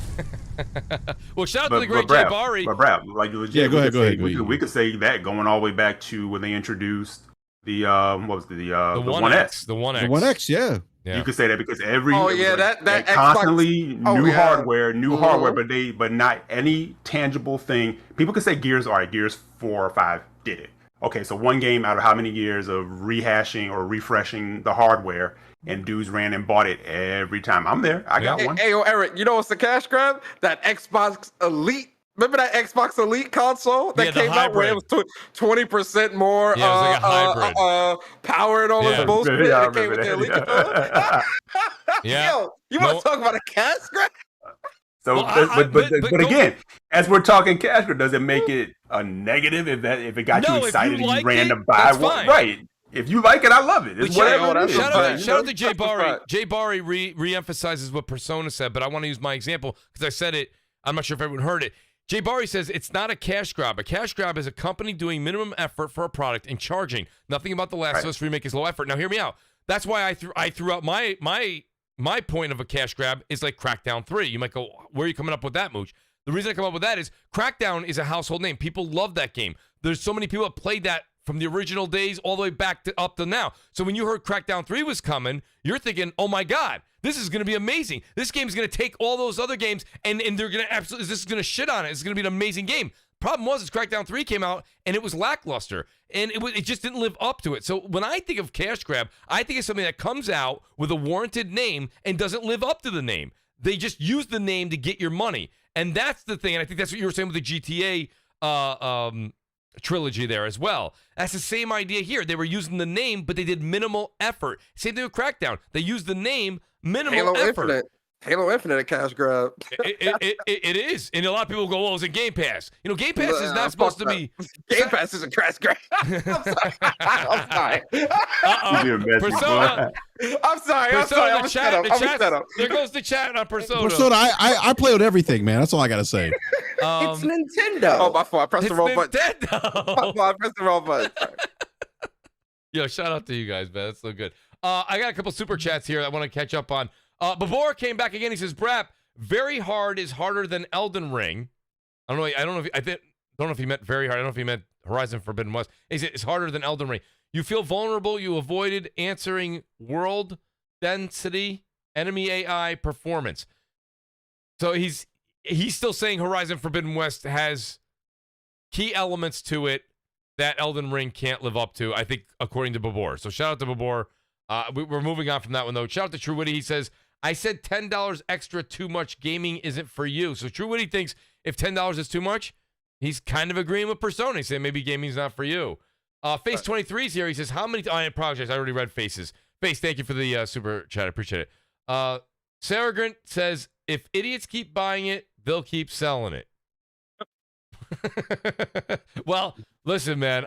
It is you know, the old classic statement. It is what it is, I guess, Sarah. By the way, Mooch, and I'm sure he's an idiot too, because he's probably buying something else that no one else. But that's it. We're all buying something that is probably considered, in air quotes, a cash grab. He's probably paying $10 for a lap dance. So anyhow, hey yo, this how crazy it is, bro. Like NBA is a cash grab. People are paying another $70 just to see LeBron in. From a Cavs to a Lakers jersey, like the change of jerseys on players and some stat changes. Are you kidding me? 100%. That ain't a cash grab. That's a cash grab. That is definitely. No one's talking about it because it's not Sony. Persona, those Jordan editions that are about to drop for like almost 100 plus or whatever. 150. And people gonna grab it. Why? Because Jordan's on it. But is it gonna be infinitely that much different than this year's version of 2K? No. Nope. You paying for a player to wear a different jersey. Right. Yo, if that ain't a cash grab, I don't know what is, man. Shout out to Mizzle T Sizzle. He says this weed's a cash grab. Shout out to Mizzle. That's awesome. That weed is a cash grab. Yo, especially stems and seeds. Shout out especially to if you get stems and seeds. That's a cash grab. That's the best. By the way, that's the best example of cash grab. When you get stems and seeds, like, wait a minute. What's all this shake? What's all this shake? And it's like you don't know where the weed man lives, so you can't go to him and be like, "Hey, bro, this shit kind of trash." You gotta kind of, you gotta suck it. Yo, if you get a bag that's got the stems and seeds, and he gone, you gotta suck it up, and just make that blunt. You gotta roll it up. My dealer put my weed in a brown lunch bag. What's up with that? I can't see inside of you got a bad. That's a real cash grab. This how you know you got a bad weed man is when the bag he give you is black. You can't see inside. It's like I'm a little worried here, brother. Why the hell is your baggies tinted? Like this shit is what's going on? Why is your baggie tinted? Hey, man, you put lawn shavings and oregano in my bag. What's up? I could take it to the level of all baby powder. That's another conversation. Shout out to but the Floyd's got. He says that's not a cash grab. That's a hash grab. Shout out to the Floyd, man. Good to see the Floyd here. I appreciate that. That's funny. Sir X-Man's here. He says they remastered everything, so why can't I get a Marvel vs. Capcom 2 remaster? Everyone here knows they would not care about the price day one buy. Sir X-Man, I think a lot of people would definitely buy into that. You know what I mean? But a lot of people would criticize you for a cash grab. So you're not allowed to do that, Sir X-Man. I think because people care too much about Marvel nowadays, so that license fee. Facts. Yeah, no, you're right, Eric. I think that's exactly what it is. Nobody trying to play the licensing freeze, man. Hey, is Batman a cash grab in the movie theaters? I just want to ask that question. Because how many Batmans have we had? How many Batmans have we seen? So true. No, seriously. Like, is that a cash grab? I guess so. Yeah. Look, I would ask everyone to the panel, the live chat. Is Batman the movie a cash grab? Because how many Batmans have we had? Yeah, what do you guys think? Is that a cash grab? I want to see what everybody's going to say about no. that. They're definitely going to say no. It depends, right? Because I think if you go to see, like, just to use Batman, if you go to see a Batman movie and it's a good movie, I don't think it's a cash grab. But if you go to a Batman movie and that shit is ass, that's a cash grab. That's a cash grab. I can agree with that. Nerif says cash grab is Zelda Skyward Sword. Facts. Yeah. He ain't lying. I mean, I would And I disagree with grabbed it. that because He goes, and I bought it. I would disagree because they didn't put a lot of like effort into that per se. Like that was They ain't put no elbow grease. Yo, they did a into that, .hd save file on that joint. Very true. Very true. Man, Stir that's Crazy funny. says people will say playing a game at higher res and frame rate is a new and better experience, but are saying this remake is the same original. So I think Stir Crazy, so I know where you're going with that, but I think the real argument here is people feel that this game was remastered for the PS4. A lot of people feel that this, even though the remake is going to be it's going to be substantially better visually, substantially, and the controls. They still feel that it's a cash grab because it's similar enough to certain gamers that the remaster accomplished this on the PS4. I think that's where most people are coming up with this Mooch, argument. You know what's so funny Is about milk this, a though, cash Mooch? grab? Is what a cash grab? What? Milk. Milk. Milk. I don't know, man. I went to my grocery store today for grocery shopping. Milk was about almost $5. I was like, this might Right? be That's what I'm saying. Cash grab. Yeah, what the cow look like? I didn't see what cow this came from. Man. Like, what the fuck? Like, shit for almost $5. But that's the point. The milk hasn't changed in 20 years. It's more expensive. Yo, that's a That's that COVID milk. Hey, yo, that's a fact, bro. I mean, has the milk changed? I mean, Persona, since you were like 5 years old, did the milk change?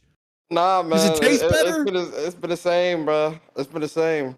The milk Like, is the cow any different? Like, what's going on? Why is milk more expensive? Same, man. Yo, shout out to my boy Keith J. Keith, I did not. He goes, Mooch, did you skip me? Nope. Keith, you're next in line. I got you right here. Keith says, I'm just saying I need PS5 only graphics to justify that $70. Down the road, I'll end up buying it, but not at the price for sure. Listen, Keith, here's the thing. You know what I want to say to you? Bravo, and do you. Because to be honest with you, I'm not. That's the one thing I want to reiterate. I didn't get a chance to say that. You guys know how much I love The Last of Us. You guys know I got the Firefly edition. You guys can call me any name in the book you want. But tell me this much. I am not going to tell you that you need to go buy this. You'll never hear me say that. I'll never tell you that. I'll say this to Keith. Keith, my brother, shout out to you. You're going to see all them screenshots and clips. And that promo going to spend in, and that boy going to take that plunge, man. But you know what? $70 ain't that bad. Maybe I will go spend that $70. Hey, Mooch, is that C1 a cash grab? That OLED LG C1, is that a cash grab? There's a question. No, because C1 is actually a lot better than the C10. Well, not picture wise. I mean, it's CX. Yes, it is. Better No, picture and all that. Better features. No, they're not. Well, like, we talking about the same TV. Well, from what the new one that just came out is actually the G2, believe it or not. The reviews that I read from the C1 to the C10 weren't like the complaint with the C1 is that the picture preview wasn't like that much better per se, like maybe slightly better. I have a CX. I have a CX in my office, and like it works. I'm enjoying it. I will say this much.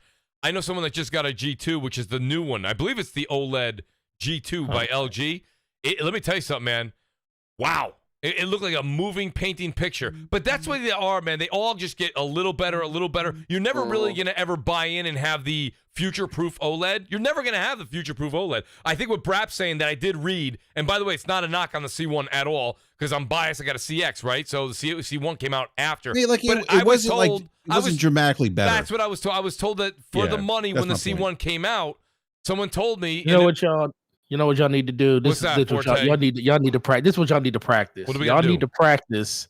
My $100 stakes. No, you need to practice. Go out and buy a TV. And when you buy your TV, is it better than the TV you had before? Oh, well, yes. Stop comparing it to, because let's put it like this, because I'm just listening to this conversation. That's a good point. When everybody was getting their CXs and C10s over a year and almost 2 years ago, everybody was like, "Oh my God, this picture quality is amazing!" And now all of a sudden you start looking at these newer TVs like it's trash. Like, listen, is it better than what you had before? Now, if you were in the market to go out and get a G2 or a C2, then you do it. Absolutely. But if you out there trying to be like, say, my TV looks better than something that just came out, that's when you gonna have a headache. You guys know this. Can we all agree that milk and eggs and gas are the biggest cash grabs? I like eggs, man. Gas definitely a cash grab. There's no reason why gas needs to be that high. Yeah, gas is a cash grab. Gas is definitely a cash grab. Mother Russia putting the screws to us right now. well, the Not just cost Mother per Russia, barrel, the cost per barrel is normal. So it's kind of strange. Yo, that shout out to Sarragan. He comes back. He goes, "Hey, Brap, I'm 58 years old, man." He goes, "I'm not paying for no lap dance." So shout out to Sarragan. That was awesome. I mean, I'm not paying for a lap dance either, but I'm saying, I like how he people came are, back but- with that. That was very funny. Hmm. But yeah, I just want to let you know, Brad. This is 2022. Prices have gone up. Lap dances are no longer $10. Oh man, why? That's Oh. bullshit.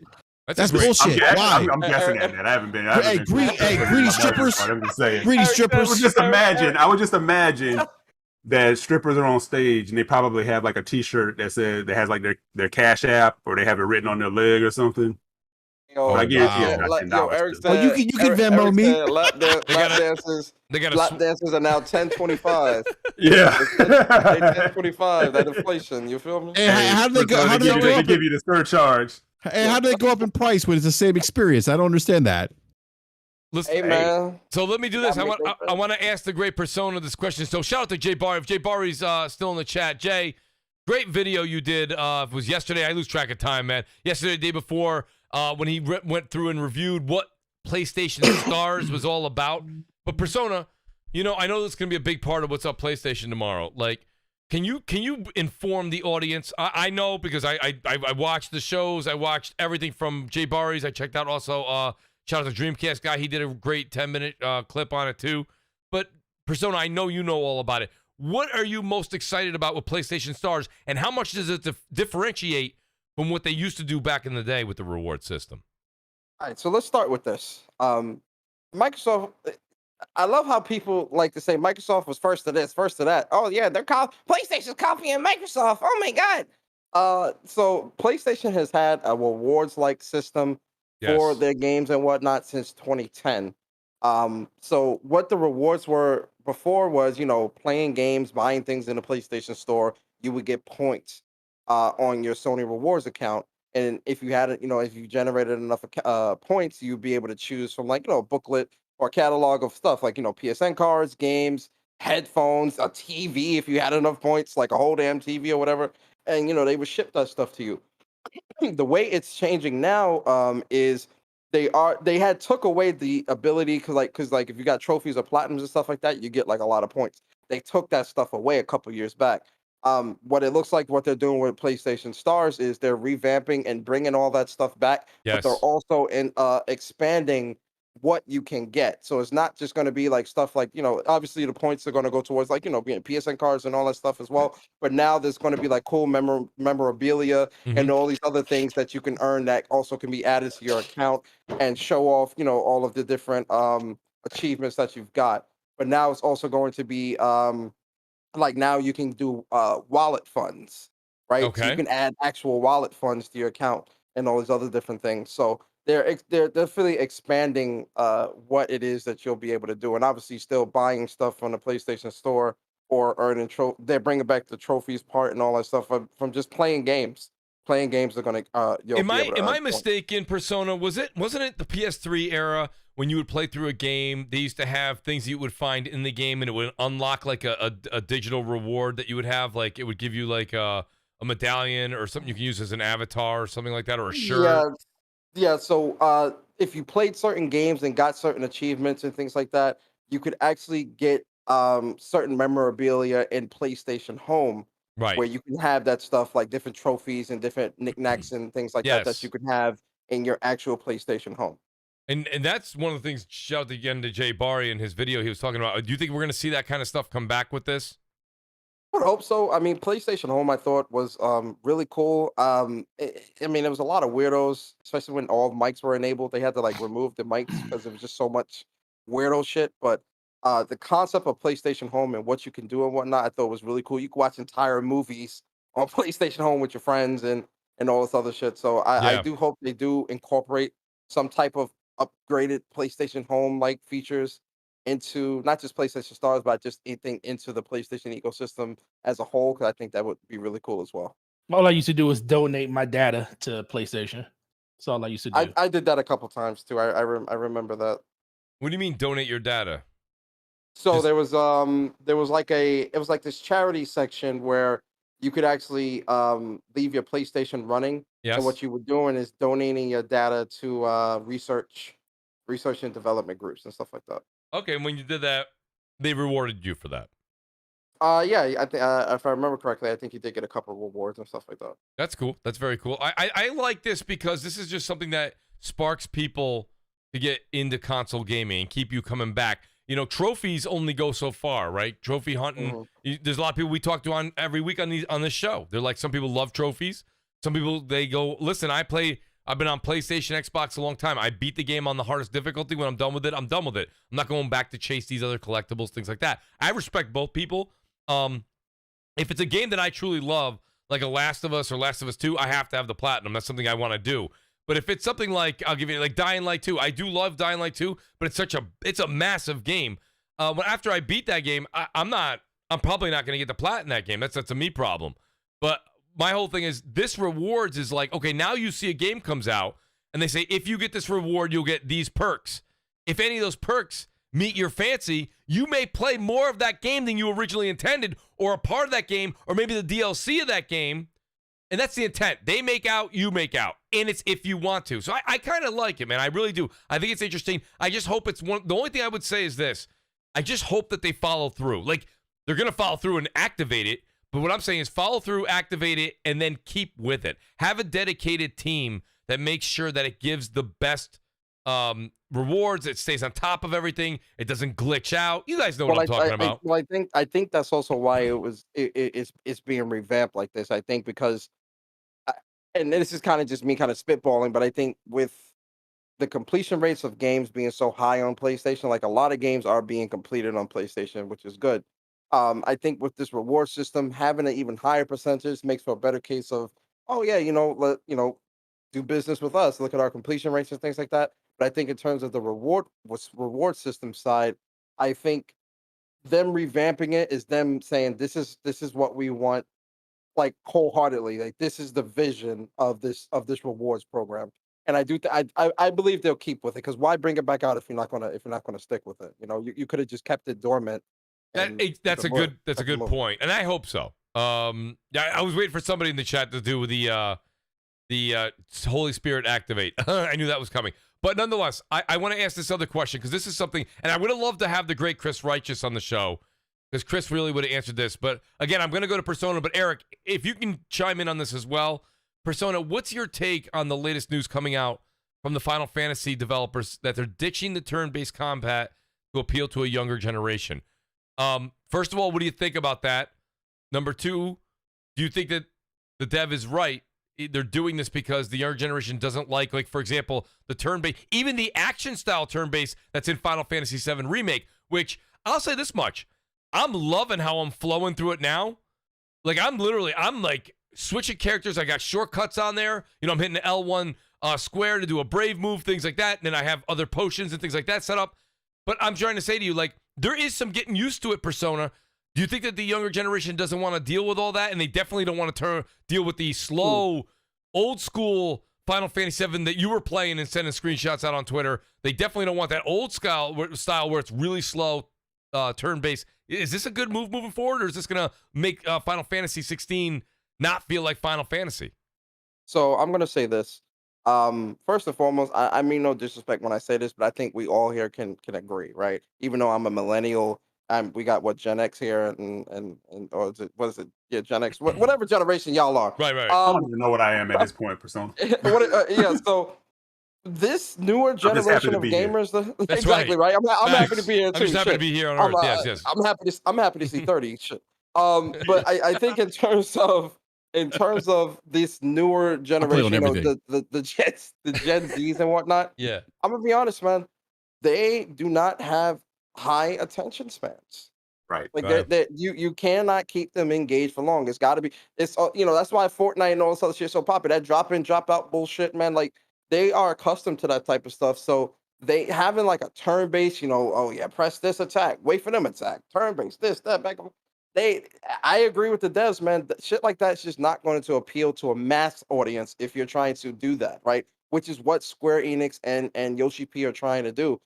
Final Fantasy, and the whole thing about turn-based, especially with Final Fantasy, traditional turn-based with Final Fantasy has not been a thing since Final Fantasy 12, right? Because even in Final Fantasy 12, they took a more MMO approach of it being a more fast-paced hybrid hybrid attack system. So Mhm. traditional Final Fantasy turn-based hasn't been a thing for a very long time. So I think as the more we go and as Final Fantasy continues to evolve, it Yes. has to appeal to newer audiences. I mean, listen, man, we're not the cream. I hate to say this, man. I'm a hardcore gamer. I've been gaming since I was 4 years old. We're not the cream of the crop anymore, man. Like we're, Right. we're really not, right? The cream of the crop is these casuals, is the newer audiences of people. My whole thing is as Right. long as Final Fantasy maintains that essence of what makes it special, Yes. I'm fine. And for what Yoshi P, I have a lot of faith in Yoshi P because Final Fantasy 14, which is what him and his team with CB3 have been what is that? Excuse me, CBU3 have been creating have redone and created. It's phenomenal. It's fantastic. So I have a lot of faith in Yoshi P and this Final Fantasy 16. And from what we've got in terms of information, I do think it's top notch. Like I'm extremely hyped for the game, and I Mhm. love action based RPGs. I love my turn based, but action based RPGs I love as well. So for me, this doesn't bother me in the slightest. I was just going to say, let me just say this much. I do want to reiterate that I agree with your last statement there. To me, I have no problem with this. I'm actually excited to see how they implement it, how they change it up. Now we can assume, right, that Rebirth is going to follow in the same footsteps as Final Fantasy VII Remake. That's not going to change. Would you agree with that, Persona? Yeah, yeah, I do because even Final Fantasy VII's combat system, it's very actiony. The only It thing is.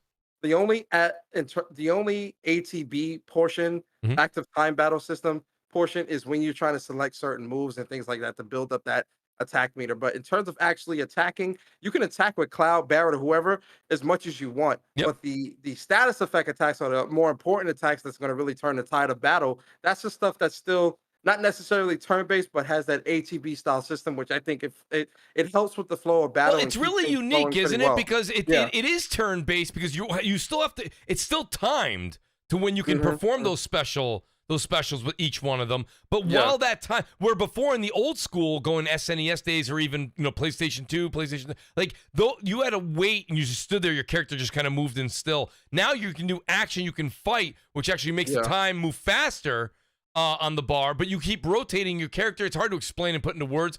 But it's an interesting dynamic in Final Fantasy VII Remake, and I really like it. I'll be honest with you, I really like it. So, but I'm up for something new. E, do you think that that's something that's gonna kind of like invoke you to try Final Fantasy 16, or is it something that kind of pisses you off? You want to stay more traditional?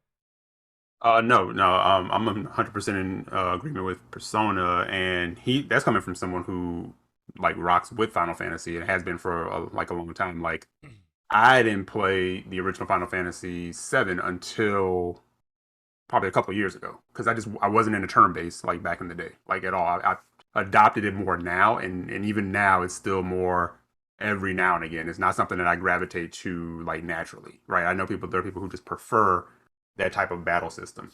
My first official Final Fantasy that I actually played through and enjoyed was Final Fantasy 15, and that was because it was more action RPG. And then Final Fantasy VII Remake, I absolutely loved how they did that combat system. It was like melding both worlds together, and I thought it was very intuitive the way they did that, and it spoke to me, right? So Persona's 100% right though. Like, turn-based, especially like in the West, was already sort of a hard sell. It's a lot more, it's adopted more now. And Yeah. you kind of saw, it was interesting to see like the Yakuza series do that with like, like a dragon, and it was taken to very well, but it's still sort of a hard sell. Like, people who play it and kind of can rock with turn-based, they really enjoy it, and they try to sell other people on it. And I've seen people say, "Nah, I just can't play it. I just don't do turn-based," right? Yeah. But they gravitated towards the Yakuza games, which Persona will tell you, those games were largely ignored on this side for years. It was harder to get to them. People didn't really know about it. It's definitely being more embraced now, and I think that is a boon to how its combat works. So I'm not surprised at all to see, the Final Fantasy development team trying to adopt it, because, yeah, Persona's right. Gamers, especially younger gamers nowadays, like, they'll rock in Fortnite and this and that, but if they're getting bodied in something that they don't understand, they'll put it down quick. Yeah. Yeah, it's interesting. They have to. It has to make sense to them. Like, I see it in my daughter. Like, she plays games and she's, they gravitate towards things, but there's just certain things that she just It's an If immediate too much, like, turn off, right? Yeah, and Yeah, Yeah. I mean, and don't get it twisted. Like turn-based, I still love my turn-based. Like right now, I'm playing through the original Final Fantasy VII on PlayStation, Mhm. and I'm playing through Final Fantasy VI for the first time because I missed out on that back when I was a kid. Final Fantasy VI on the Steam Deck, right? So yes. I love my turn-based games, right? And Dialfield Chronicles, which is a strategy turn-based style game, Triangle Strategy, Octopath Traveler.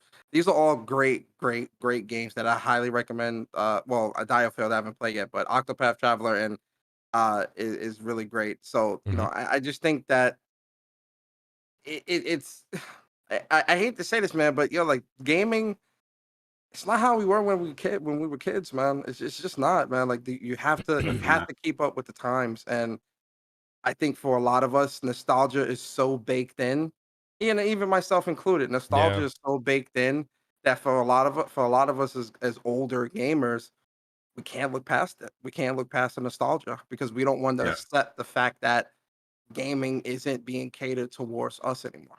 Yeah, and I think everything, I think the bits and pieces of what you guys are saying, I'm sitting here taking it all in. I'm just nodding my head. I agree with you guys. It's funny though, and it's funny because I'm older than some of you guys. I'm younger than some of you guys. The thing about it is that's funny about me is I like to adapt to new stuff. I like being challenged with something new. So the nostalgia thing, Persona, I can step away from it. Because even, let's be honest, again, I want to say the traditional turn-based JRPGs that I played when I was a kid, like the way Final Fantasy VII Remake reconstructs that's not even close to what I grew up as a kid like playing. I actually think it's more convoluted. I think that's why the generation that E was talking about, my kids, E's kids, like my son walks in, he plays games all the time, but when he sees me playing Final Fantasy VII Remake, he's like, I'm like, you should play this. He's like, nah. You know what I mean? It's like, because he it's just not the way, I don't know what it is. It's something about that combat. I don't think COD that, and all this other stuff, man. Kids today and teenagers, they don't have the attention span to it's the sit and attention play a span. 40 That's, or 50-hour yeah, turn-based game, a Yeah. turn-based Yeah. where you gotta grind to level up. And yep, hell no, they ain't trying to do that, man. Hell no, no. Nah. Hell no. no. So And then if gotta move they're with the not times. like immediately like off and running and like it's unlocked and it's there and they're doing everything, Mhm. they don't want it. Yeah. It's literally, Yeah. and I think honestly, it's honest for them because they've grown up in a world where they have like almost instant gratification. Like Yes. I tell my daughter all the time. I said, you have no idea what it is to wait for anything. Like we waited for everything. We had to I wait mean, Saturday morning to watch cartoons. Facts. I mean, You know? And- like, yeah, I mean, you're right, but like they have, like, at the snap of a finger, access to information the way we didn't. Like, we didn't have Yeah. Google. You had to search for answers. I mean, you still do, but it's more instantaneous I mean, than it's like. Man, easier to type in Google Yeah. than it is to like go to a library or Yo, some shit. And Yeah, exactly. You have to know the Dewey Decimal System. You know what I'm saying? Like you could just. Let me introduce you You guys just to an Google shit. encyclopedia. You know what I mean? Like you had Right. to actually grab a book, Well, right? think- And you had to search for what you were looking for. I mean, and Yep. sometimes it Yep. wasn't in the damn book. Sorry. Yep. Yeah. Think of it like this. Hey, When you Mooch, look at remember like getting those encyclopedias. Encyclopedias, go man. Yeah, go ahead. No, think of because it like this. your parents will buy them and then they be outdated by the time the salesman. Yeah, is sometimes- done with the and you know, spiel. I by the know time it's- all the volumes got to your That's house, what I was gonna they were say. The outdated. volume. Exactly. I So was it like, was a yo, wrap. You know. Yo, them shits were outdated as soon as you got all of them, bro. I was like- it was crazy. Right. I was like, Remember Britannica? Britannica. Oh I my god. was like, Dad, when are the Qs getting here? When's the Q edition getting here? Here's the thing, right? Think back to like your favorite TV shows as a kid, right? I used to love like He-Man, Thundercats, Yes, yes. Transformers, Thank Power you. Rangers, Preach, all that preach. stuff. Yes, I love those. please. When you think back to when you were a child, it took maybe three, depending on how long the seasons were, like to finish the entire series. It took maybe most of your childhood for the series to be done. You can watch an Yes, entire series. You can like your entire childhood. In today's For real. time, you can watch an entire series of an old school cartoon in the span of a week. Yes. Like Everything. I just finished rewatching Justice League Unlimited, one of my favorite DC shows of all time. Justice League and Justice League Unlimited. It took me maybe 3 weeks to finish both of those series. It's done. As a teenager, that shit took me like 5 years. 5 years, yeah. Because like a new episode would come on every day or every week. Yo, look, and you had to wait. Okay. So let me just put this out there. That's just the idea of the type of generation we're dealing with now. But look, let me just put this out there. How much information and shit is coming at them. Persona, you said it. Persona, you said it yourself. You said it in the beginning of the show. You're like, you go to work, you got shit to do, your time is eaten up. There's things that we don't just go to the club anymore. We don't have time for this and that. We have things we have to do. I got it. Here's my thing. What I've deliberately done is let's just take Stranger Things season 4 right now. Season 4, volume 2 dropped about a week ago or whatever. So I'm on volume 2 of season 4. But what I do, because like I said, man, look, Persona said it, so I'm just reinforcing this. You work all day, you got things going on, you want to game a little bit at night. I'm not going to sit there and binge like Netflix. I don't. This is me. I also like to make things last because I don't like Netflix is like Game Pass. There's 70 million things on it, and I like 2. You know what I mean? I like 2 things out of the 70 million valued. So like for me, so I let that I space it out like tonight when I get done.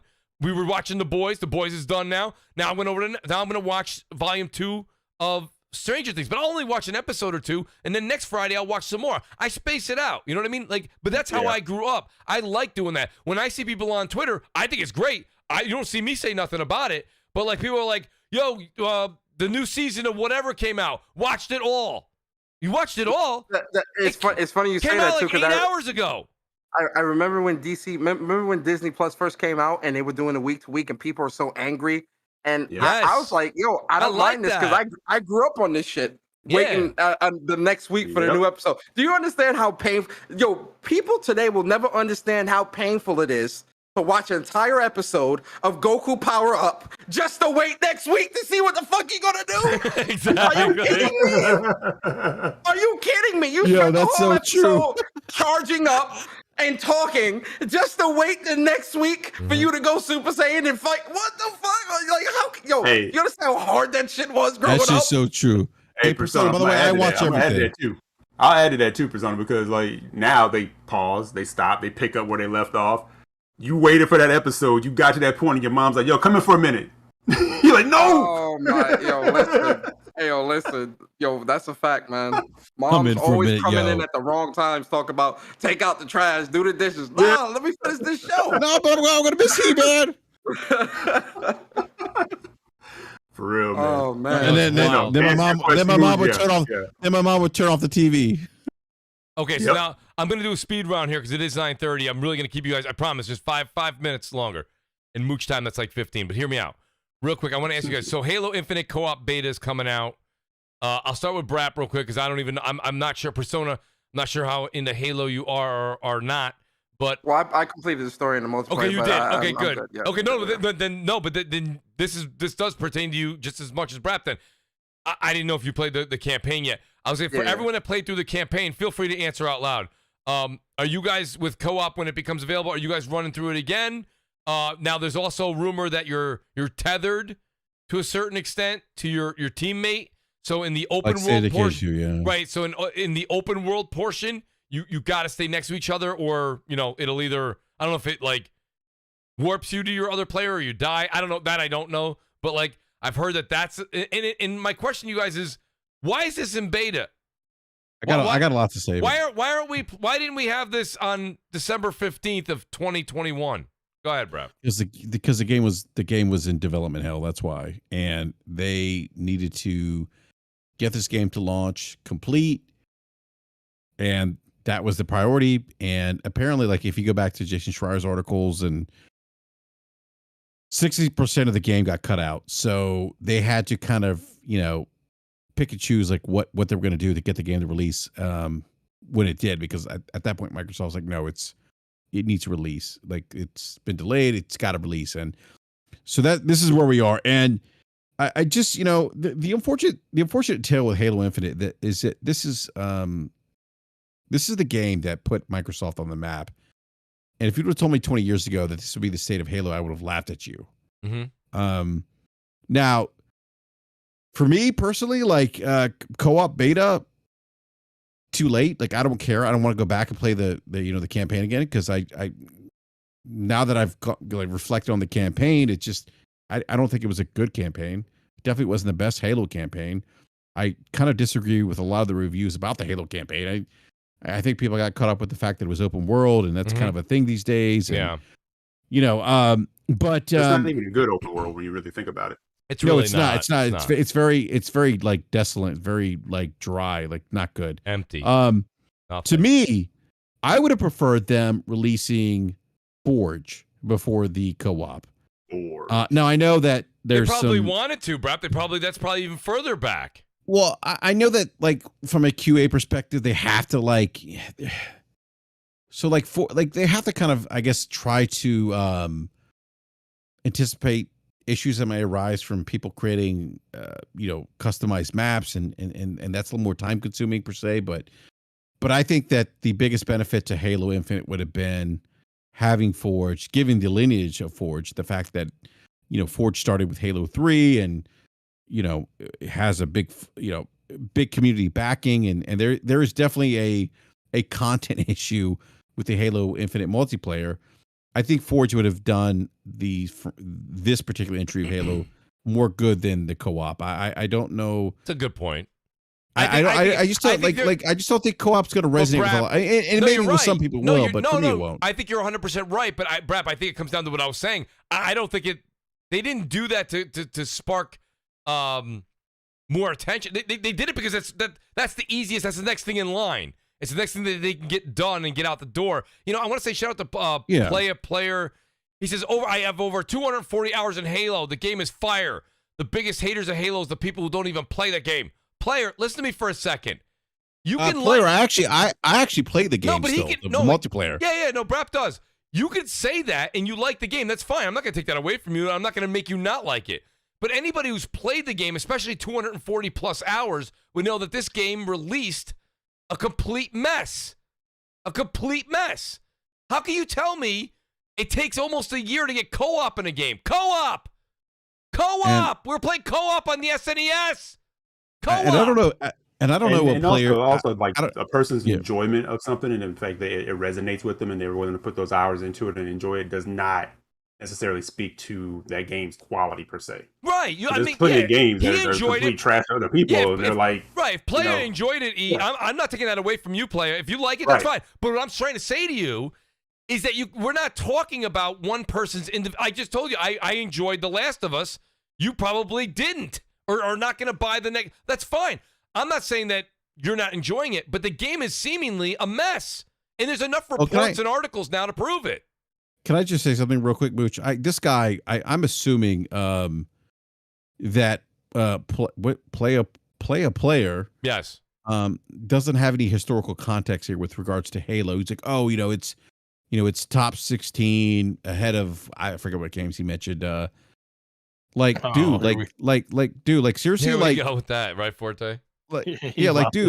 Seriously, like Halo Infinite, right? Like, I was a beta tester, by the way, on Xbox Live, but Halo was like number 1 always. So if it's 16 or out of the top 10, that's bad. That's not good. People are leaving. Especially for people were saying that the king is back and all this other stuff. So let's not get it twisted. I mean, people were out there saying that Halo's back. It's back, and baby. They would definitely call it Halo Destiny Killer, COD Killer, all this killer shit. Hey, listen, and Forte. I mean, Persona. There's like revisionist history going on. Like for this person to kind of say, people saying this or not even playing the game or not Halo fans. It's like there's probably a lot of Halo fans that are just looking at it and going like, "What happened?"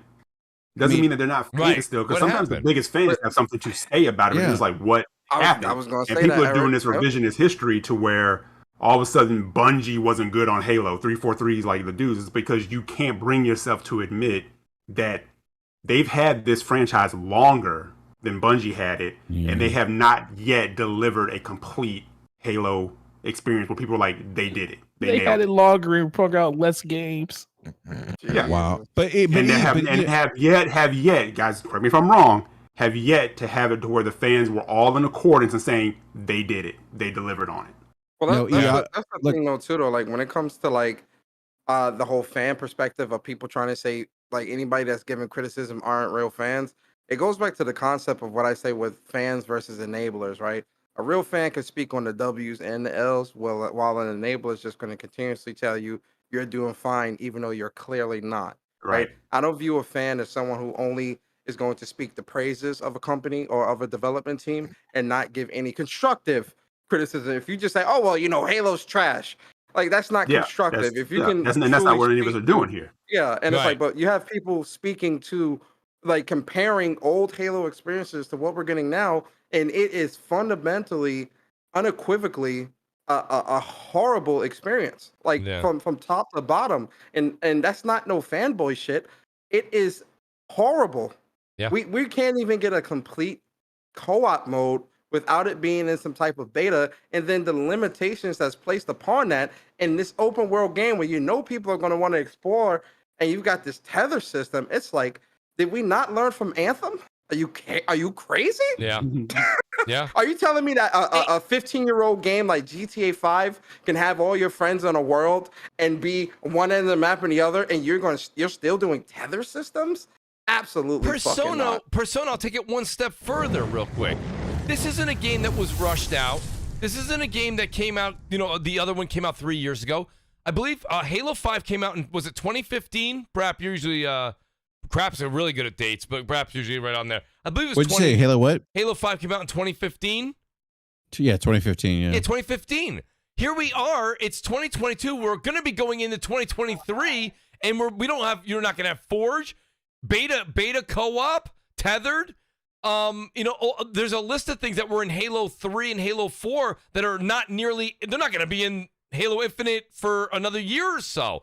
And it's just, people that like it get mad. And I understand, man. Listen, we just had a segment just a minute ago on The Last of Us. I like it.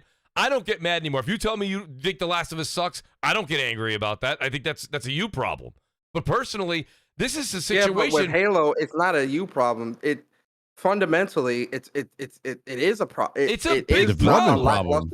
Like fundamentally, mechanically, I don't even know how shit is a problem. Brap will say to me, "Yo, Mooch, I'm playing," and I want to be like, "Brap, look, check it. Make sure you don't got a fever or something, man." No, I play because the core gameplay mechanics are solid, but at the same time, I will admit to people, nobody disputed. Nobody has ever disputed that. No, I agree. Yeah, and I agree. No, and I'm still playing the game right now. For all those people that are like, "Oh, Brap's hating," like I'm actually playing more than you are. By the way, for those people that are saying that, he does. No, Brap plays a lot. He plays it a lot. But so I can speak to this. So, but the fact is, there's a content issue with the multiplayer. Like, it's holding it back. If it wasn't for, we go back to nostalgia being a hell of a drug, my nostalgia for the franchise and the fact that for a multiplayer, release of Halo from 343i, this is the closest thing to a Bungie multiplayer release that Halo's had for me for many years since 343i took over. So, but there is an issue here with content, like the same maps. The progression isn't great. It's better, but it's not great. The armor upgrades, unfortunately, like Halo's gonna get paired. Like when I think about armor upgrades, I always think about, like, oh my god, like this could be like, why can't it be like Destiny? Well, Halo was never designed to be like interchangeable in terms of like upgradable armor sets, because there was Master Chief and that was it. And so you didn't have a situation there where there were Spartans and I forget the other what's it called, character classes from Destiny, but there wasn't that flexibility there, and they're trying to shoehorn a gas design into Halo, and that's not easy to do. And even with the the armor upgrades you get, they're not very inspiring. They're very kind of generic. They're dusty looking. And coming from Destiny, it's like yeah, it's okay. Like, I got a new skin for the Spartan armor, but it's not anything that makes you say, wow, like this is amazing. This looks great. Like, this is what I want. So, I mean, there's some issues there. Are the best ones kind of held to the monetary side of it? They are. And actually the best armor set that I have is an armor set that's designed on one of the Halo teams, like pro teams or whatever, that plays Halo competitively. I forget what it's called. But that was something I had to buy because, like, at the time when the game released, it was like I can have this ashy looking Spartan armor that looks really bad. Yeah, or I can buy this like nice Spartan armor that's based on this on this team that plays Halo competitively, and that's what I did. And even now, when you earn like new Spartan armor, it doesn't look good. It doesn't look that great. It's still kind of dusty. Listen, the battle pass for things like Warzone, which you could say has gotten long in the tooth. That's fine. But battle pass is a cash grab. I'm sorry, guys. No, I got it. It is a cash grab. But to use Brap's example though, the characters that they give you, they look good, man. They give you like 6 or 7 or maybe 10 new characters every battle pass, and you may say you don't want to use them. That's fine. But they look good. The characters and the models and the attachments to your Spartan in the battle pass and things you acquire, they look bad. They look boring. No, forget bad, because that's opinionated. I'll take it back. They're boring. It's like here's a shoulder pad. Who gives a shit? But it's not that just a shoulder pad. It's like they're dusty. It's a dusty shoulder pad. They don't have pop. Like if you go back to like the Bungie characters, like the Warlock, the Hunter, the Titan, like the armor sets are sexy. There's yeah. And again, I understand that the concept of the Spartan armor set wasn't designed that way to kind of wasn't designed for a games as a service type game the way Destiny was, but it's pretty bad. Like it's not even like it's not like wow, like I want to get this new armor set because this thing's hot. Like even the samurai armor set, like it's okay. It's not bad. Look dusty. It doesn't look. It's not crisp. Yeah, but it's not. It doesn't have this visual pop to it. Brap, you might agree. And to me, I like that. That's a Brap problem, but maybe it is. But you know what? I think a lot of people feel the way you do. Shout out to Steady Flow. He says, "What's up, Mooch, Persona, and Panel?" But see, this is what people are talking about. Xbox will make games tailored to Game Pass. 343 cutting content out a 6-year development game in order to release Halo. Shout out to Steady Flow. He comes back and says, go ahead. They cut content out because they didn't know what they were getting themselves into. I don't want people to really think that it was like, oh, it's only in Game Pass, that's why they did it. No, they cut this stuff out of the game because they needed to get a working game out the door, because they did what most of all of these developers do that try to do a live service game do. Yeah. They try to think they can do so much stuff, and then they realize what they actually are doing, and they realize like, yo, this is way harder than we ever thought it would be. And that's why they cut so much stuff out of that game. You know what, Forte, I partially believe what you're saying, but a lot of the things that were cut were things that were in Halo 2, 3, 4, 5, and they're not here. Oh, yeah, but you got to think the things they cut. But you also got to think the things that they cut. But the things that they cut, though, aren't per se something you need to actually have for a live service game day one. Like the things that they kept are the things that make it a live service game. 6 years, though. Oh, I agree. Listen, we already know it's the most 1,200 employees. We already know that. We already know that 343 is utter whatever out here. But the problem is they took so many steps back with this game versus the other ones. Like, you got to think Halo 4 was the last time that they actually did a traditional Halo game where they did a multiplayer and a single player, and that was it. Yeah. And they did have I think they had some other stuff too. But then they went to Halo, they went to Guardians, and that's when they tried to do Warzone and everything. That's when you started seeing the whole progression when it comes to the loot boxes and stuff, when it came to like a service live game, when it came to people playing against NPCs or against other people. That's when they started to do more, and now you're seeing even more added to the game.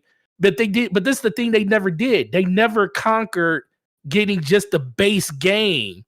4 was the closest they got to it. They didn't do that. They didn't even get to the base game with this one, though. That's what I'm saying. They didn't. That's what I'm saying. Except for multiplayer. Except for multiplayer, though. I will say this. Well, and that's the reason they launched it like they did, because they thought the multiplayer would hold people, but it's nothing. It's nothing there long term. It held them for 6 weeks. We all knew that. Remember the conversations? Everybody's like, what's people going to be doing in February? I thought it would be dead in February. I was wrong. It was dead in January. Yeah, it died a little bit earlier. It died even faster. Steady Flow comes back. He says, just to keep people subscribed to Game Pass, Xbox will spoon feed their customers. the continuation of the story campaign coming in 2024 or 2025.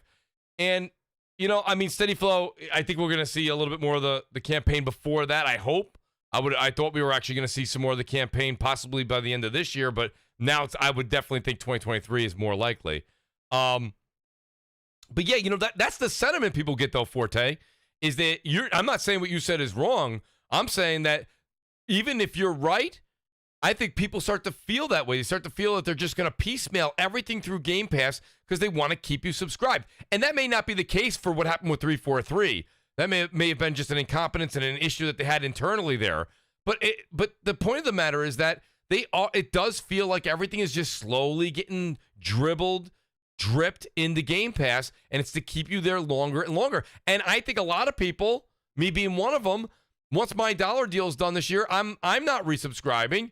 I'll see what next year brings. You know, I mean, if every June they're going to show us 12 months out, then I'll wait till next June and see what's coming 12 months out. But from when mine elapses this year and it's over, I'm not going to go ahead and grab another one. I'm not going to get another one. There's no reason for me to do that. Because the games that are coming out in there that people go, what about the other games besides Microsoft's first party? Those are games that are older, and I've either already bought them and played them, or I didn't want to play them in the first place. So that's my take when it comes to these subscriptions. I understand it's good for families, kids like it, this and that. You know, that's a sales pitch. It's a pitch. You know, some people buy into it, some don't. I would say this: I recommend people when yours comes to an end and it expires, don't renew it. See if you really miss it. Don't feel the FOMO before you hit the resubscribe button. It goes for PlayStation Plus too. Like, if you don't use it, don't hit resubscribe. See if the FOMO is real or if it's fake. Because I think right now, for the rest of this year, going into the middle of next year until Starfield comes out, and even Starfield, I'm leaning towards buying on Steam because the mod community is seemingly where everything happens with that game. So I don't even see going back for that. I don't understand. I do understand Steady Flow's frustration. I mean, do you guys see this happening, or is this just false propaganda? No, Mooch, just like I've said on here before, man. I was like, value is subjective. It's to the person. To some people, time is the most valuable commodity for them. Absolutely. Right? So having a subscription service is fine, but you know, there's only so many hours a day that you can consume any amount of content, right? So if you're picking up a game that's going to take you 70 to 80 hours, but you still have like a family and you still have a life and you still have to go to work and you have to do all this other stuff, it may take you over a month or so to finish that game. Yeah. Right.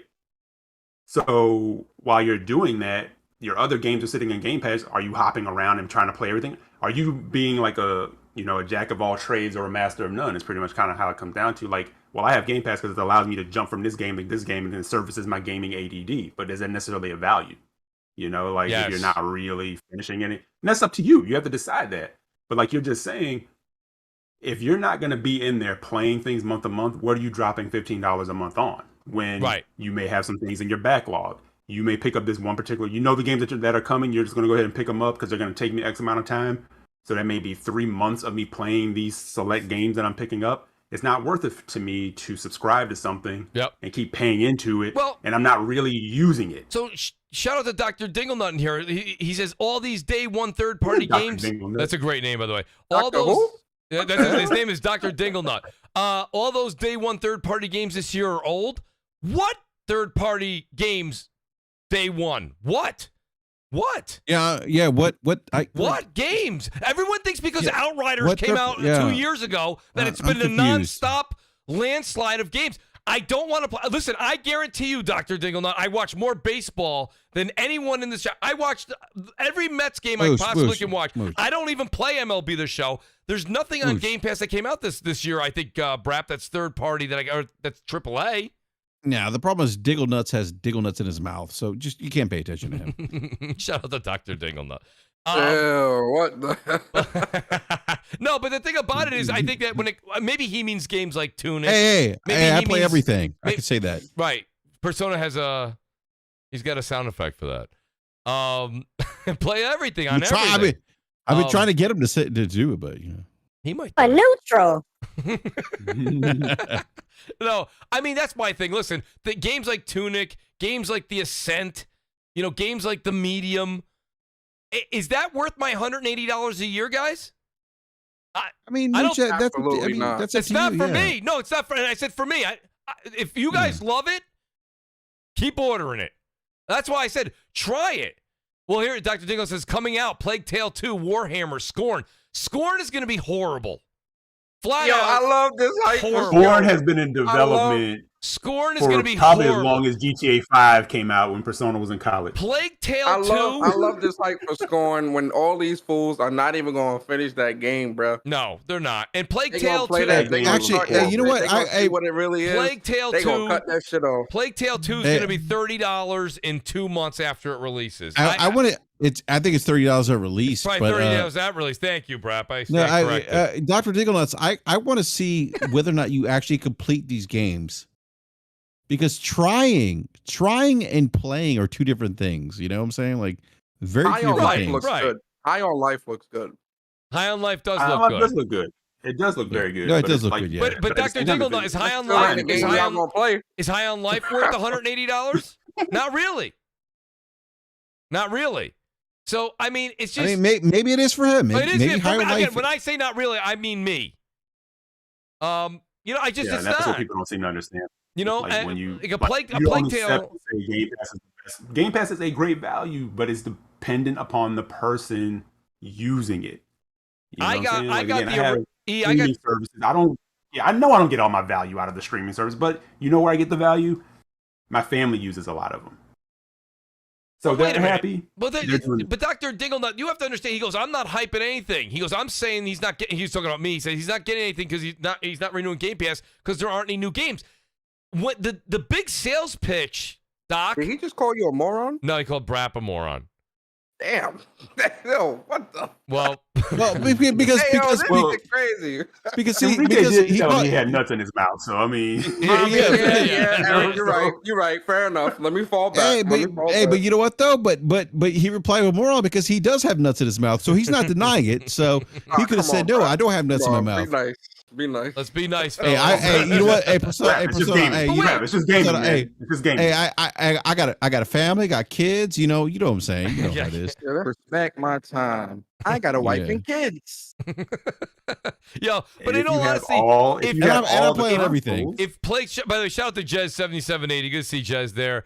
I want to say this. If you guys really think Plague's Tale, the original Plague's Tale, I believe I got. I liked it. I didn't, but that's okay. That's not my point. My point was I got it for free on PS Plus, the original PS Plus Essentials, okay, the basic one, and I think I got it for free somehow on Xbox. Like that game is not a reason that I'm like, you know what? No. Strike it up. I'll take another 12 months of Game Pass because Plague's Tale So- Requiem's coming out that I can play for $30 now or probably for $10 on sale at Christmas. Like, So, it's Mooch, just, when that's I- just not a game I care about. And it's what we talked So, about earlier Mooch. on the show. So for me personally, Brad speaking, for me as the consumer, when I got into Game Pass, I thought, oh, wait a minute. I think at the time it was like $120 for a year. I think. At the Well, time. it's 120 for regular. The 180 I'm referring to is Yeah. Ultimate, Well, which is your gold. which is what. And, yeah, you know, for a piece, everything. Yeah. But I think at the time, I forget. I do think it was 120 initially. But anyhow, when I thought about Game Pass and when they announced it, I'm like, oh yeah, I'm going to subscribe to this because to me, I'm like, if I don't have to spend $60 for AAA games, this is great, right? This is a great value add for me. For me, not having to pay for like $10, $20, $30 games, that's not a value for me. And Right. And that's been my biggest complaint with Game Pass. Like they just haven't. There hasn't been that consistency of, for me, AAA games where they can save me $60, $70, and in a matter of like 2 or 3 releases, the service has already paid for itself.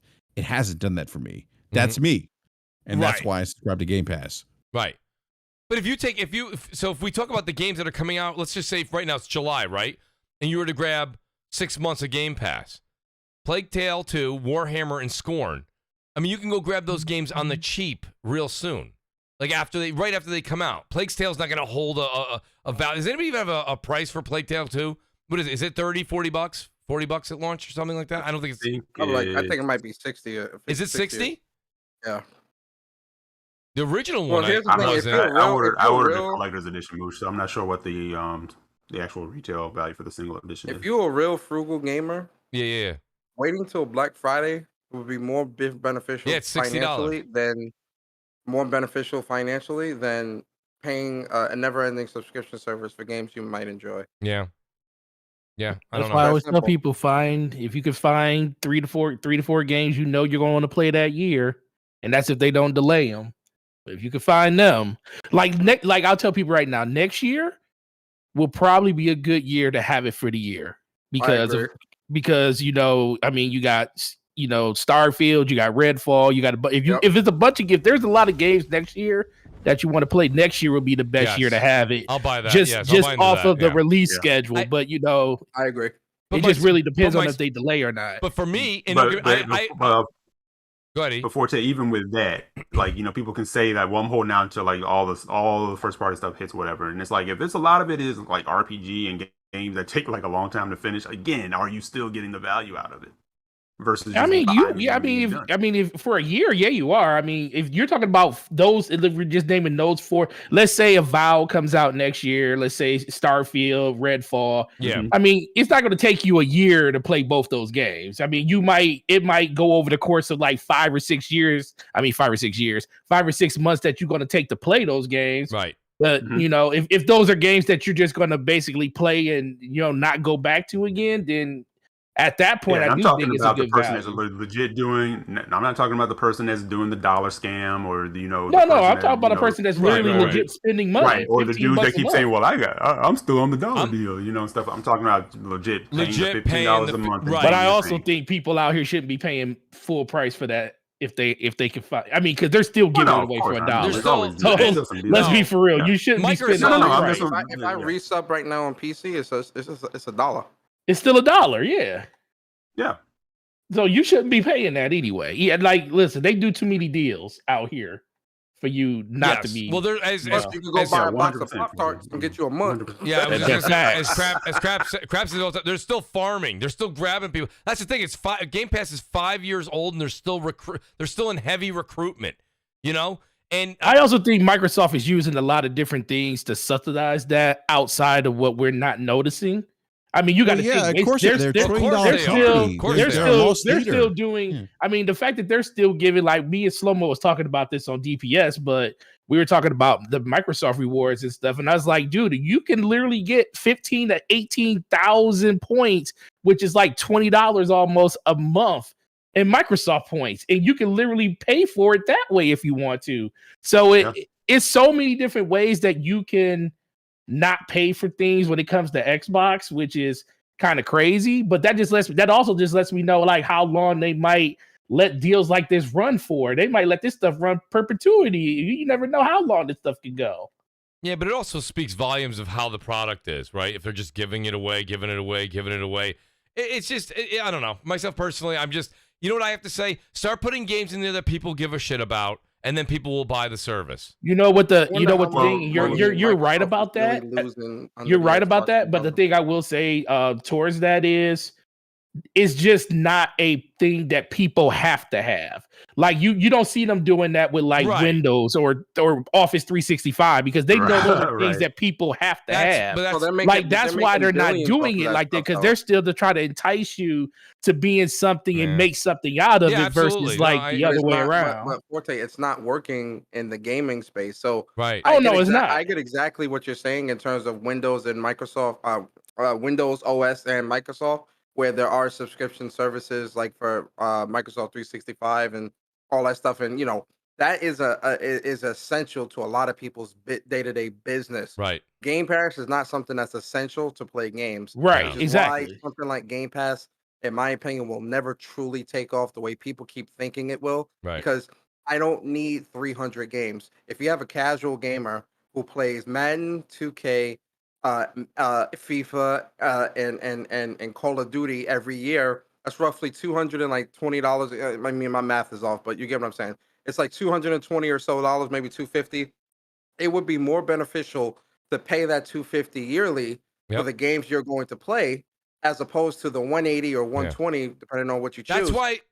That's the exactly 180 right. or 120 for things that really you have to hope may come into a service. That's why when people in the chat are like, Mooch, but you got Plague's Tale, whatever, Requiem, and you got Warhammer, and you got Scorn, and you got The Ascent. You're just listing names of games that you go, well, you could try it, in air quotes. Just listen. Anybody that goes, and I know Persona's going to get out of it, but when you go to work, the question is, are you going to play those games? Shit right, I mean, that's where I was getting with this. Yeah, that's the question. I don't have time to play all that shit, and most people don't. Like, that's what I'm saying. So what good is having a catalog of 300 games where 298 of them I don't want to play? I'm not going to just sit there, and when I do have free time to play a game, I want to play the game I want to play. I'm not going to just, pick up Warhammer. It's like people using their child. Oh, what about the kids? Kids are playing Roblox. Yep. Fortnite, Call of Duty, and Warzone. Well, I will say my kids are actually using Game Pass, and more recently they're using the PlayStation Plus now, or whatever it's called, Premium. Yeah, but you know what though, Brap? They're using it. You'll see as they get old. Your older kids, I bet, are using it less. The younger kids are using it more, because as they get older, they pick one or two games that they like to play, and that's it. You know what I mean? My older kid is playing the roller coaster or something where you design roller coasters. Design roller coasters. And that's it. Yeah. Damn, I haven't played Roller Coaster Tycoon in years. No, not Roller Coaster Tycoon. It's Roller Coaster something else. It's Oh, you talking about I know what the Xbox version of that. I forgot the name of it. Yeah, I know. No, yeah, where you create the roller coasters. You open. It's almost like. Well, it's kind of like Roller Coaster Tycoon, because that's how Roller Coaster Tycoon. It is. Yeah. I was gonna say, we're splitting hairs. It's basically, and like I say, listen, the Game Pass debate continues to go on. We've been talking about this on the show for a very long time. And it's like everyone that says, well, Mooch, you're wrong. It's just going to be great. You have to realize, as much as you don't agree with me, you've been saying that, and it hasn't gotten any greater. It hasn't. Well, Mooch, that's the funny thing, because, like, what was that, a year or two ago, people were screaming, it's the future. And it's like, what are you basing that on? What are you basing it on? Exactly. What are you basing it on? Like, what makes you so confident to say it's the future? Right. Eric, we still don't even have any accurate facts, data, and statistics, Eric. We don't even have concrete data yet. And it's been 5 years, and it's still 5 years. 5 years, and they're still recruiting, giving it away for $1. The minute yours expires, shout out to Worry. I was talking to a few people. Their Game Pass expired. They bought their Game Pass and their Gold expired, right? He must have had Ultimate. When it expired, he bought more Gold. The minute he bought the Gold, a prompt came up and said, for $1, we'll match the existence of the year. Come back to Game Pass. So it's like, it's like, it is what it is. That's used car salesman shit. Like, it's like Randolph and Mortimer Duke. $1. It's right. $1. But you know what? More interested. How much for that rib? More interested in giving good content in Game Pass. They're more interested in the fact that you resubscribe and you become a tally. You become a number in their sub count. And that's the thing. I don't mind being a tally in the sub count when they start putting the dedicated quality third party and first party games in there. And they're just not in there. Mooch. That you want, Mooch. That I want. Yes, that I want. Thank you for the caveat. Well, I gotta preface that. I try to put that out there as a sentence that you would use for yourself, right? Wouldn't you also say the same thing? I think you would say the same thing. This is how you know Game Pass is a failure. When Disney Plus first came out, it already was almost at 100 million subs within like the first year. Which was that Persona? And that is Disney Plus. Yes. And we're talking that a gaming service that has hundreds of games is not enough to pile up that subscription number. Are you kidding me? But you want the Persona? I think that speaks. I'm telling you, time is a different commodity, man. But I was gonna say I think that speaks to Persona. People don't see 300 games and think, oh yeah, that's a good use of my time. Fuck out of here. But Persona, I think Persona. I think that also speaks to what like Strauss Zednek from 2K has been talking about, that the consumption of video games is much different than something like Netflix or Disney, where people can consume, a lot of content in a short amount of time. Where gaming takes a little more commitment, and most gamers are probably engaged in maybe 2 to 4 games, and You know how many games I'm playing right now for the past 2 months now? For like a month and a half? How many? I've been playing Final Fantasy 7, Yep. Call of Duty, Yep. and DNF Duel. Those 3 games have Yep. been my rotation for over a month. Yep. I'm playing Those 3 games. I'm playing Final Fantasy 7. I'm playing Dying Light 2, and I'm playing Call of Duty. And I've been playing that for probably the better part of 3 months myself. I mean, I'm playing. And that's most gamers. Though. So tell me, everybody, please tell me, everybody, where am I supposed to fit the other 250 games in Game Pass? Where is the time? How much sand is in your hourglass? Like, I don't care. It's not about shout out to Persona for the I got a wife and kids. It's not about the family, this and that. Even if you're single, you're not married, you got no kids, but like Persona, you work your ass off, right? You work all day. Like, you only have so much time every week. You still go out, you still have things to do, you still go out to dinner, you still go to the movies, right? You still go grocery shopping. There's stuff you still gotta have a life. Still gotta have a life. Yeah. So it's like, if I've been playing 3 games, I got kids. I've been playing 3 games for 3 months, and that's probably gonna bleed into 4 months. And then you got the new games coming out. You got Stray next week, God of War, Last of Us Part 1, right? For me, not for everybody. Understood, right? No, and then in January's Forspoken, we got Modern Warfare 2. We got Gotham Knights. Where am I supposed to fit 250 games in Game Pass, Persona? Mooch, think of it this way. Every game you just mentioned will not be in Game Pass day and date, except for Stray. Well, Stray, not Game Pass, but in a service day and date. Service, yes. Except for Stray. Except for Stray. Every other game, COD, and this is shit people want. COD, Forspoken, God of War, NBA, all this other shit, not in a service day and date, but this is where people will spend the bulk of their time playing, platinuming, getting all the achievements and all this other shit. Right. Right. It's that simple. When Hogwarts gets its release date, that's not going into a service day and date. People are going to lose. You understand how much time people are going to put in that Hogwarts game? Yeah. Are you kidding me? That's the other thing. I'm getting Hogwarts. Thank you for reminding me of that. Player goes, Mooch, the dollar deal, it's better than just paying for gold. Player, no one's arguing the value. I get the value. For $1, I get to have 250 to 300 games in my air quotes library, my virtual library. So my virtual library expands by 300 games for $1. You know what the $1 doesn't buy me? Any more time in the day to play the 300 games in the virtual library. And I know that a lot of you guys don't like this because you can say, you just use the value comment. But I know you guys are not playing 300 games a month.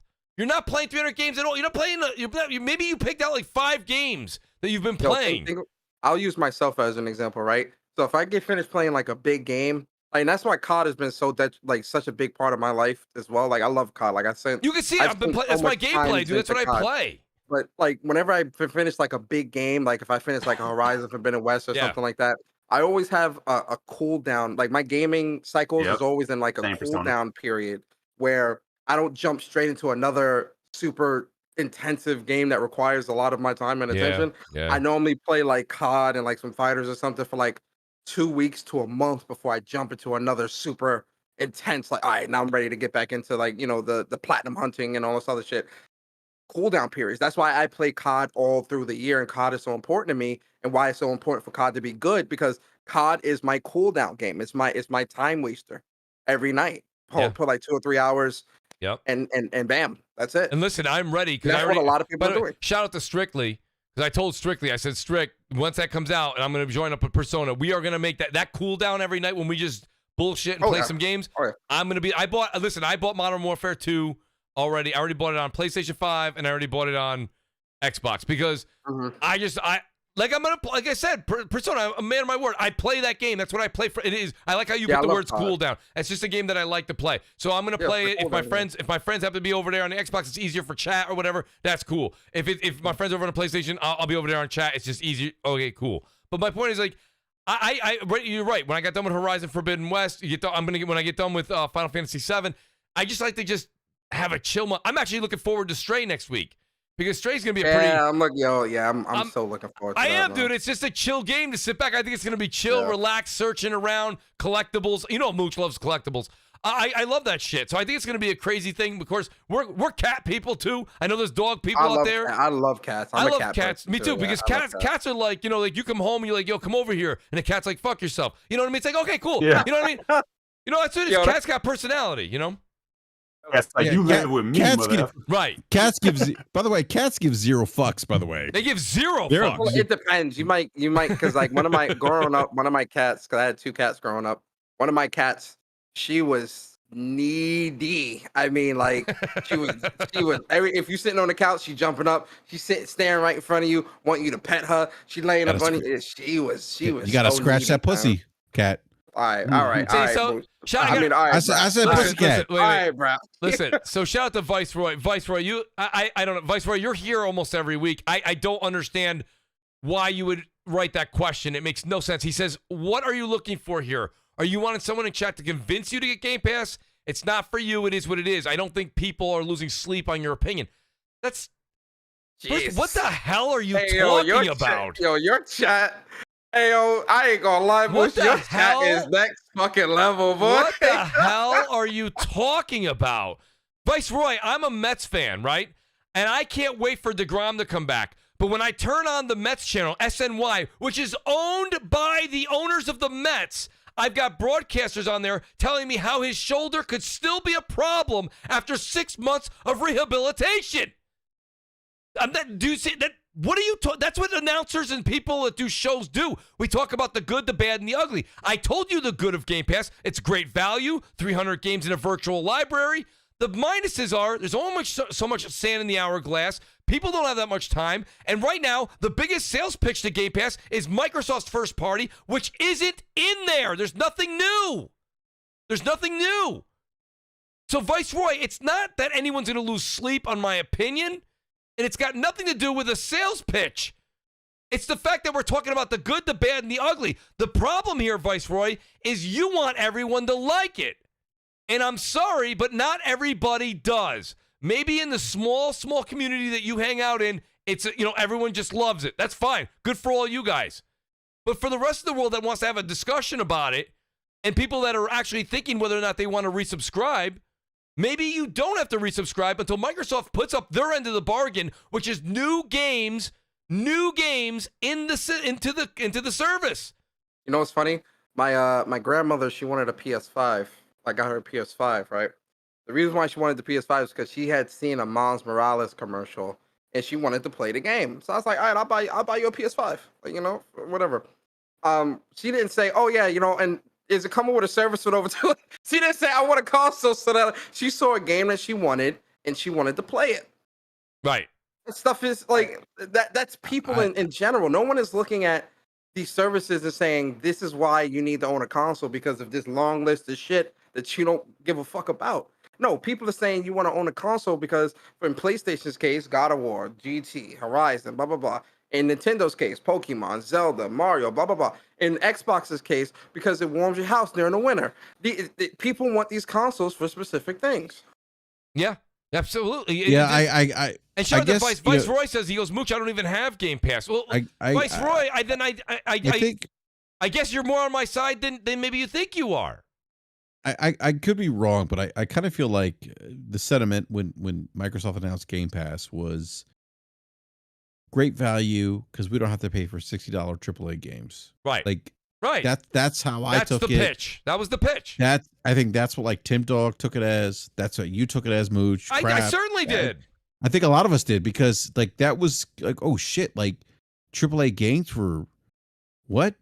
For I remember thinking, oh my god, God of War, not God of War, Gears 4 or 5 is coming out at the time. That $60 right there. That's half of the payment right there, and then they're gonna release this other game. That's the 2 games right there that pays for itself. That's how I looked at it. I think a lot of people did. And again, like it's okay to sit there and say and subscribe to something like Game Pass. Be like, because I do it with Netflix. I subscribe to Netflix. I'm sure. Like, wait a minute, like, sure, guys, we need more content. It's okay to sit there and say, you know what, Game Pass, I subscribed to Game Pass, but it's not meeting whatever it is I need to meet as a consumer, right? In terms of content. But people just want to defend stuff. It's ridiculous. Yeah, it is ridiculous. Like once I'm done. So go ahead, Brad. So like, finish. So if you're gonna complain about $70 games, that's not the hill to die on. The hill to die on is if you're really not happy, and I'm sure a lot of you aren't happy because you guys are going to the like absurd amounts of we got Scorn, the alien penis game coming, and Like I really think it should be like, hey, Microsoft, where are the games at? Not the $70 game discussion. Where are the games at that, you know, that I subscribe for in the service that I'm not getting? That's the question. So Yeah, No, and that's where for me it is. can For me down it the is. road By the way, goes. for me it is. But no, but that's where eventually you're going to be right. But every time there's a show, every time there's this, the same thing happens. It's like, oh, this is going to be the year. And Mooch, before the showcase, what were people kind of saying? No, go back and listen to all the podcasts, all the things that were going on. Nobody was holding or managing expectations.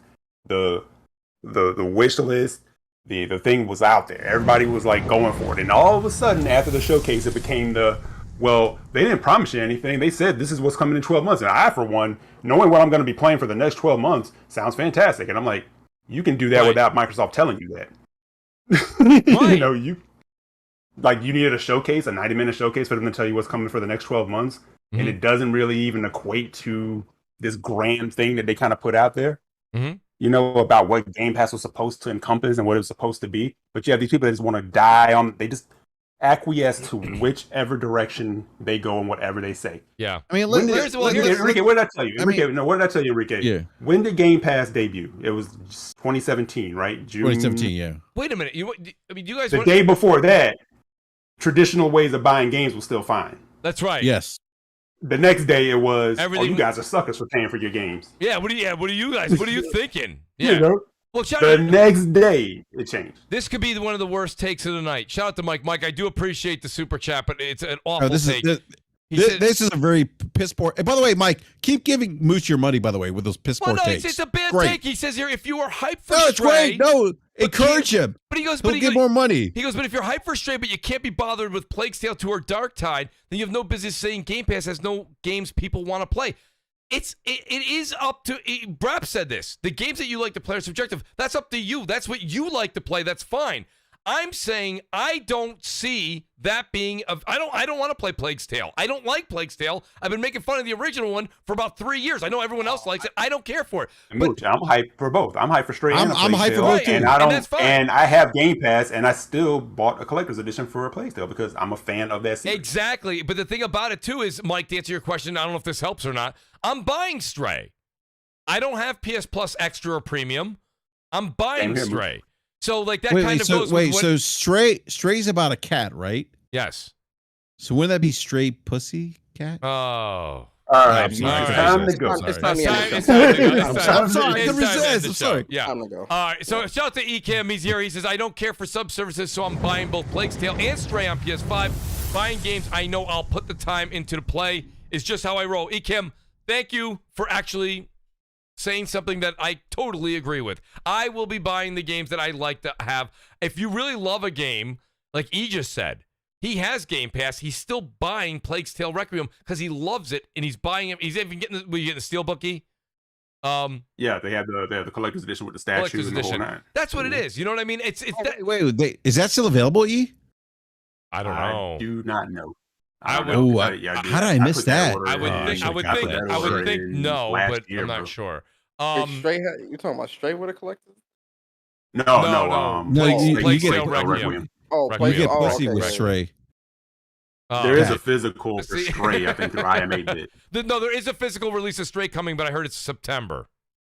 Oh, so you get physical pussy cat. You crazy? That's crazy. Yeah, there's gonna be a physical release. Last of Us 2 coming out. Stray gonna be DOA in September physical. You crazy? Yeah, I don't know why they're doing that. I don't really get that either. Have the physical come out with the digital, unless they're giving free pussy cat. Yeah, all right, let's go reverse order here. All right, bro. Eric, will you please? Sorry, Eric, take us into your outro, my good friend. Thanks for being here tonight. I kept everybody here 3 hours. Man. Back when remember when I said I was going to keep these guys here for 5 minutes? It was 55 minutes. I was only off by 1.5. I apologize.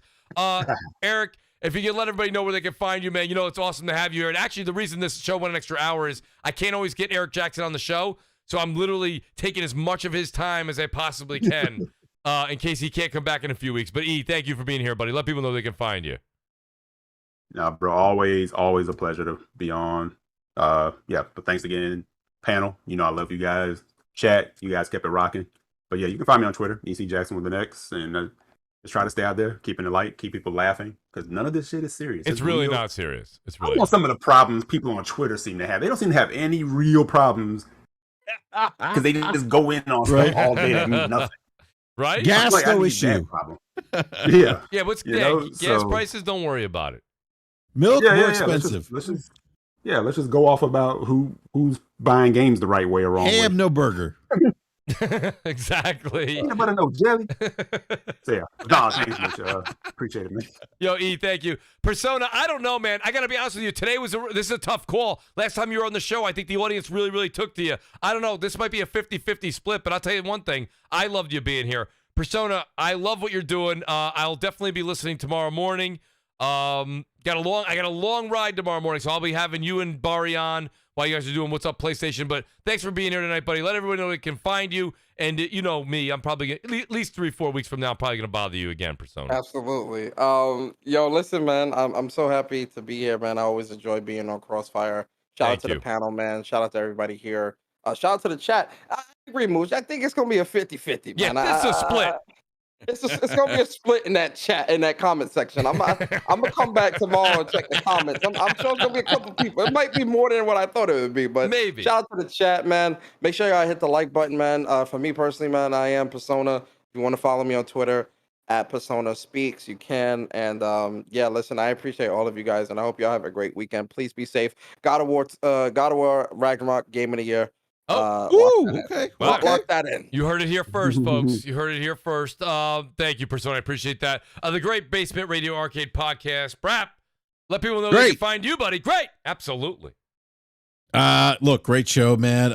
I can't believe it's like 10 or quarter after 10. I just realized what time it was. Yeah, I can't believe it went that late either. I'm sorry, guys. Tonight was it's okay. I had a lot of fun tonight, man. I'm not gonna lie to you. I really had a blast. Hey, wait, well, time flies when you have fun, right? Same, I mean, so no, great show. And look, if you want to follow me, Brap_podcast, Basement Radio K Podcast, live on Wednesday nights on YouTube. If you go to Basement Radio K Podcast on the YouTube, you'll find us. And Mooch, always a pleasure, man. And look, I just want to say something real quick. Sure. I have kids. I have 9 chickens. I have a horse. I need y'all to respect my time, and I play on everything. I'll leave it at that. That's all you got to say, man. That's great. I'm trying to cue Persona here real quick. Yeah, you did. With the, well, I don't think Persona, I don't know if you heard me, but. My fault. I had to step away. What happened? He wanted you to hit your sound effects. Which one? Yeah, respect my time. And, like, I got respect my time. I got a wife and kids. Yeah. The sound effect when you recorded "Respect My Time," it almost sounds it's great because it sounds like you're annoyed. Oh, it's amazing. It sounds like you're annoyed as you're saying it, which is great, and it's pre-recorded. Yeah. Like respect my time. Yeah, and I'm a neutral. Yeah, I play on everything. Oh, Yeah, that's I love so great. that. Love the fake neutrals. Yeah. Guys, Hey, I by the know way, where the games are. I play where the games are. Hey, by the way, real quick, hey, Persona, hey, for real, I love What's Up PlayStation Podcast. You guys, seriously, you guys do a great show. It is great. And I love it because it's gaming. That's what I love about it. No, seriously, it is gaming. It's like what are we playing? What's coming up? And it's just it's really great. Just keep doing what you guys are doing. Don't pay attention to those haters, those idiots on Twitter. Just it's great stuff, man. Thank you, man. Thank you. It means a lot. Honestly. I'm gonna do a quick shout out for the great Gaming Forte. You guys, this is gaming_Forte. He had to leave a bit early. It was great having Forte here with us tonight. And check out DPS podcast with him and Slow-Mo on Thursdays at 9 p.m. Eastern time. And the great Crap Gamer who wrote me, he's like, Mooch, I got to take care of the family. He stayed as long as he could. Shout out to Crap Gamer. It's Crap Gamer Reviews on YouTube. And it's _Crap Gamer on Twitter. Guys, we will be back next Friday, 7 p.m. Eastern time. Great show. Thank you to the chat. Thank you for all the super chats, guys. It means the world to me. Please do hit the like button, the subscribe button, and maybe even the join button and join the channel on the way out. If not, we'll see you on twitch.tv. It's Mooch TV over there as well. Or next Friday, 7 p.m. Eastern time right here. Guys, peace out and enjoy the weekend. Good night.